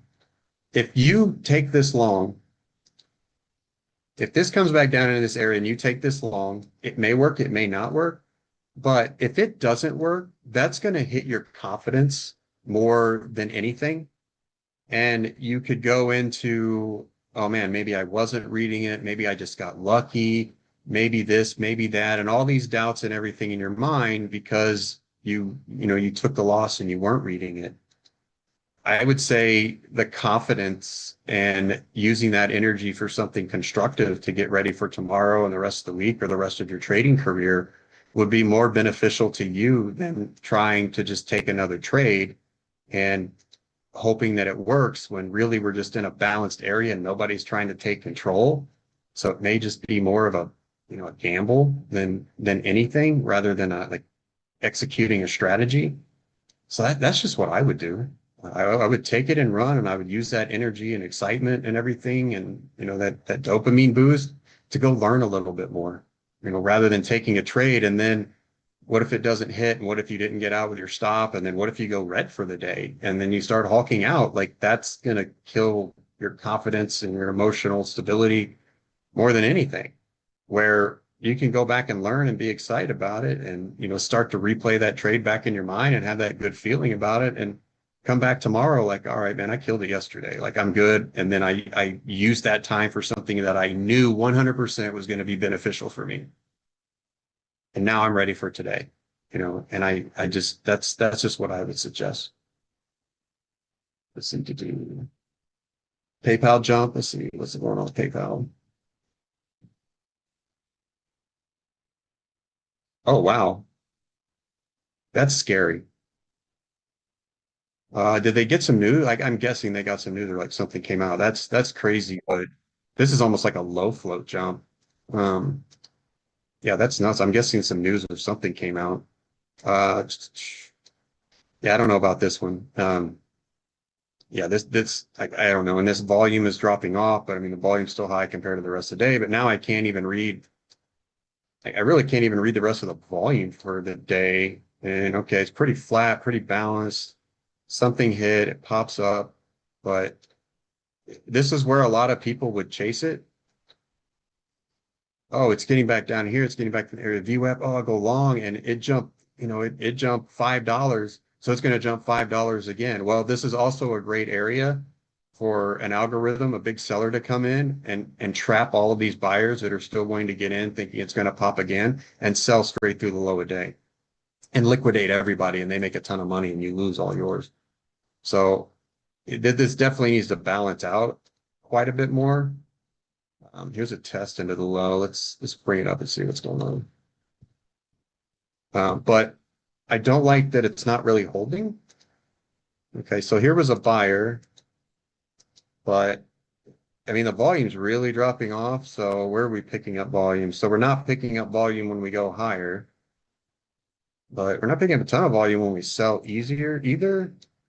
Getting some, okay, there we sold, we picked up more volume. Let me pull this down. Come on, that's fine. All right, we're dipping into here. Got a nice big vol order at 44. But to me, it looks like this bid is being forced down. This bid's really, or the ask is really having a hard time to lift, and the bid's really being pushed down and kept down. Because we're getting buying here on the bid, too. The bid and the ask. There's a lot of absorption. It's hard to say. This may be some profit taking or people that were short through there, or maybe there's a big sell. So we're going to test 44. We dip down. You see what I'm talking about? We're dropping down. There's a big sell that hits. We lift, but it's not really popping up and extending when it's lift. And this is a dangerous area. Like if we push through here, we're going to hit some stops. Like a lot of people are going to start to stop out. It's hard to say, but if you're looking for a long, it needs to pick up volume when it starts lifting. And this bid is getting hit and pushed down, and the ask starts to lift a little bit and that bid gets pushed down again. That's definitely not what you want to see. There is some buying coming through, but and we're trying to lift and that volume is really not coming in that much. This should be really starting to accelerate up, but it's getting stuck. It's really having a hard time doing much of anything. Let's see, still crying for not buying the Carvana dip. Let's see, short NQ, extra point. Let's see, you screwed up Amazon earnings, bought 7 shares, then it tanked. You need, like, I would say, like, this time of the quarter, when we start to go through earnings, especially when it's these large companies, it's worth watching just so you can see how crazy it is. Like, it's the open times 100. That's how crazy it gets. And it's really hard to get in and out of trades unless you really know what you're doing, especially out of trades. The slippage that you can get, it can be crazy. Like, and it'll move. I mean, it'll move like ridiculous amounts and get lots of slippage, and you'll have a very hard time. But it is fun to watch. I think here on, I'm not sure. Carlos, do you know if we're still doing the earnings live on YouTube when we bring it up? Which is, I mean, even looking at that is watching and listening to Peter, Mike, or Brian, or whoever's in there, like, just listen to them talk about it. And, sometimes it's more for the entertainment value and just watching it and seeing it than it is for anything. But yeah, if you don't have a strategy, it's hard. Like you said, you buy 7 and it tanks and you're trying to get out and you can't get out and it keeps tanking. It becomes pretty stressful. Interesting candle, like to see more volume, but it's not immediately popping and lifting. This definitely is not taking the elevator up. It's taking the escalator down. Let's see. You're right. Thanks, man. Always. RTY, yeah. Go back to RTY.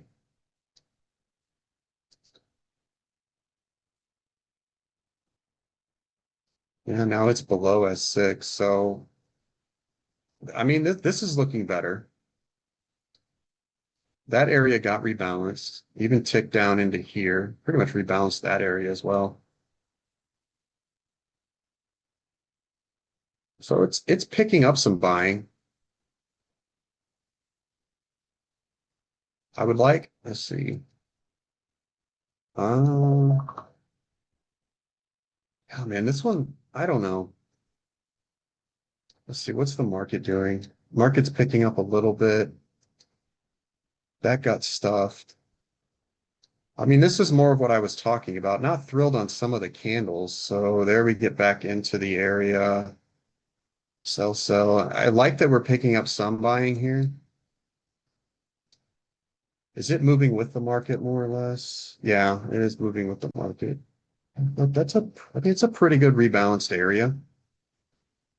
It still looks like it's pushing lower though. It's not quite buying all the way up. There's some absorption. Let me bring up the,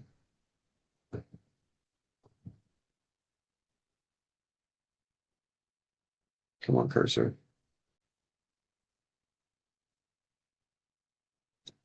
Okay. All right, that's not bad.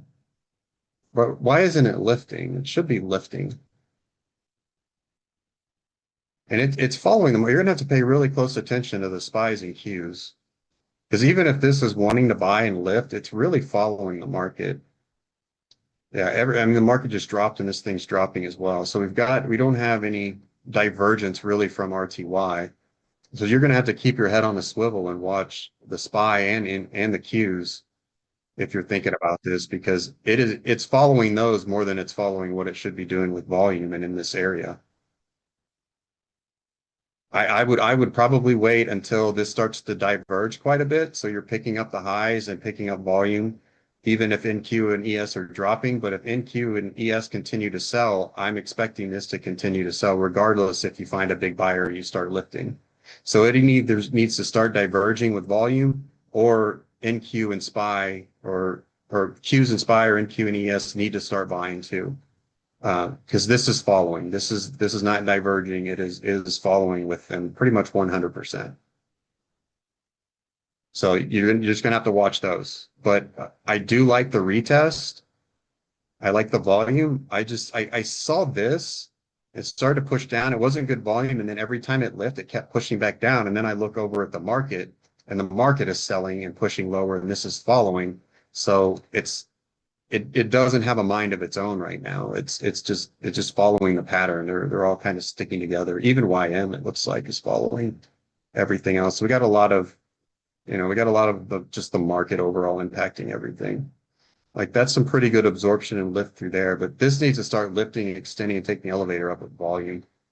That's just my opinion. If not, you're going to have to pay very close attention to NQ and ES. Just to put craziness in perspective. Well, hopefully I can, I'm pretty crazy though. That's what a lot of people, they tell me. It's mostly because of the crazy stuff I like to go do on my mountain bike and my skis, dropping big cliffs or hitting big jumps and doing stuff. Like most people call me pretty crazy. I think I'm sane, but we'll have to see. Carlos, you think I'm crazy? Thoughts on Microsoft? But everybody needs to do some crazy things in their life. Yeah, Microsoft's following the market too. It's almost a little bit of what I was seeing there on RTY. You're getting some nice candles here, but this should be lifting some. Let's see, right back there. We're in here, this area. Oh, this is a big area though where sellers sold. So I see this selling coming in through here. Let's see, are we near a cam? Not near a cam either. But this is also following the market as well. Yeah, I mean, if you're going to look at Microsoft again, you're going to be just trading along with the market because it's responding to the market. Yeah, not a ton of volume either on this dip down into this area. So that's kind of what I'm talking about. But we had some buying there, but sellers did sold pretty heavily through here before. This would be an interesting test right into there. There's an engulfing candle, but not a ton of volume. Yeah, it's really pushing aggressively low. You're going to need the market to buy up on this and Microsoft start to respond. These are not good signals at the moment. I mean, okay, it's rebalancing there. Oh, there it picked up some volume. Yeah, you're just going to have to pay attention to the cues and SPY and what they're doing because it's responding just like RTY was responding. This is responding as well. RTY diverting a little bit, but I'm not seeing that volume pick up. I mean, this is a decent spot though. What are we at on a 4-hour? That's ugly. 4-hour chart. Did this have news? Did Microsoft have news? Man, Is it pushing the low now? Yeah, just be careful. You know, you're going to be playing the market along with this too. And that's a lot of selling to try to get through. We already rejected it. Even pushing into it, we started to reject it. That's an interesting candle. This high would need to start taking the elevator up and gaining volume because it's going to need volume and it's going to need momentum to break away from the market. I'm trying to see what it does on a high. Okay, here's a high. We tick into this, like this needs to come and this volume needs to ramp extensively. So what happens when we tick? Okay, they were ticked in. Go, go, go, go, go, go, go, go, go, go, go, go. No volume though. The candle's pushing, but this volume here, I'm watching it and it's not accelerating with the candle. It should be accelerating with the candle. Now it's holding, it's stalling. So when this starts to lift and lift and lift, that volume needs to accelerate extensively. You want to see aggression.